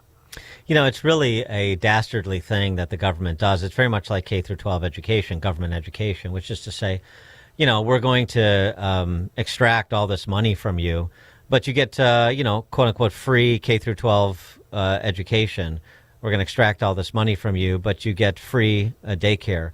And in so many situations, the K through 12 education, the government education is, neo-Marxist indoctrination. It's actually counterproductive. And that's the same thing you're saying about Head Start. But you're in this, like, hey, I already paid for this. I got to pay for it again to get quality. I just want quality from the government product. Well, you're never going to get quality from the government product, and people are exasperated, understandably. I do think that the Trump administration, they are about to, the big, beautiful bill is about to unleash returning more people, especially with children, our monies back to us, because that's really the way out of this. People who are having children, we do have a heavy burden of the working age young people in this country. We're paying for everybody else's welfare, right? While, and that really does kind of put a strain on the household and force women into the workforce when we do want to be with our children most of the time. And so that's really an unfair situation to be putting the working age young people of our country in, and it's bad for our future. So, so we have to find a way to release the burdens of taxing us to pay for everybody else's welfare benefits, leaving us, really forcing it to scramble out into the workforce and damage our kids, to do things that don't benefit us or anybody else. And so that's kind of a difficult puzzle to be solved when our country is this deep into the subsidies issue. I do think going after apparently the 30, to 50% of fraud in these programs is one way to approach it. The releasing of the taxes on people who have kids, is another thing. Our family uses those tax rebates that we get from the feds, to put our kids in non-public school, a Christian school, right? So that increases the flexibility that families have, and we need a lot more of that, such as, for me, the number one issue is healthcare. Being forced to pay for people who are not making good decisions about their bodies. It is unfair to make me, pay for their bad decisions and then not be able to fund healthcare for my own family and have the cost skyrocket while insurance companies are getting rich. So I think that's another area that politicians really need to look at if they do care about this whole ecosystem that we're put in that really is straining working families. Joy Pullman, executive editor at The Federalist, Federalist.com, author of False Flag, Why Queer Politics Mean the End of America. And if you don't believe what she was saying about the studies about Head Start and the child care, generally speaking, read her piece at The Federalist. It's not just Minnesota. The vast majority of daycare is a scam. She has the receipts. Joy Pullman, thanks as always. Appreciate it. Thank you. And she joined us on the Turnkey.pro answer line. Before you see it on TV, share it on Facebook, or read about it in the paper. Hear it here first. This is Chicago's Morning Answer on AM 560. The Answer. I can't believe how much better Dad's doing since we brought on Senior Helpers of Naperville Southwest. I know. He's more engaged, more himself. It makes such a difference having him right here at home. Around the photos, his old record player, his favorite recliner, all the little things he knows. That familiarity really matters with dementia. And their caregivers, they're just incredible. They treat him with so much patience and respect. Plus, they helped us tap into a Medicare program that offers 80 hours of respite care for Alzheimer's and dementia. We're not worried anymore, and Dad gets to stay where he's happiest, at home. Trust the caregivers at Senior Helpers of Naperville Southwest, serving Cook, DuPage, Kane, Kendall, and Will counties. You can call them 24/7 at 331-281-0728. Again, that's 331-281-0728. And tell them AM 560 sent you. Senior Helpers of Naperville Southwest. Senior care, only better. If you're over 40 and plan to retire someday, the window to protect what you've built may be smaller than you realize. As retirement moves from someday to on the horizon, protecting what you've built becomes just as important as growing it. And that's where Noble Gold Investments comes in. They help investors reduce risk by adding gold and silver to their portfolios. Visit noblegoldinvestments.com, noblegoldinvestments.com. Past performance may not be indicative of future results. Investing in precious metals involves risk. Consult with your tax or financial professional before making investment decisions. Hey there, Chicagoland. Jeff here from Jeff Buys Your House. For many homeowners, winter can feel overwhelming. There's big bills, unexpected situations, or the stress of owning a home you no longer want. But here's the good news. You don't need to wait for warmer weather to make a change. At Jeff Buys Your House, we make selling simple. Even in the heart of winter, you don't need to fix anything, do any cleaning, and you certainly don't need to worry about unpredictable buyers. We buy houses as is, and you choose the closing date that works best for you. We've made the home selling process easy and stress-free for nearly 2 decades. That's why homeowners trust us, and why we've earned over 400 Google reviews and an A+ rating with the Better Business Bureau. As a veteran-owned business, we handle everything with integrity and care. So if winter is weighing on you, we are here to help lighten the load. Call us at 630-895-9530. That's 630-895-9530 or jeffbuysyourhouse.com and get your offer today. 82 million Americans rely on AM radio for news, sports, talk, and emergency alerts. But unless Congress acts now, AM could disappear from new cars. Tell lawmakers AM radio matters to you. Text AM to 39179 and urge Congress to pass the AM Radio for Every Vehicle Act before it's too late. Message and data rates may apply. You may receive up to 4 messages a month, and you may text STOP to stop. This message furnished by the National Association of Broadcasters. AM 560, The Answer.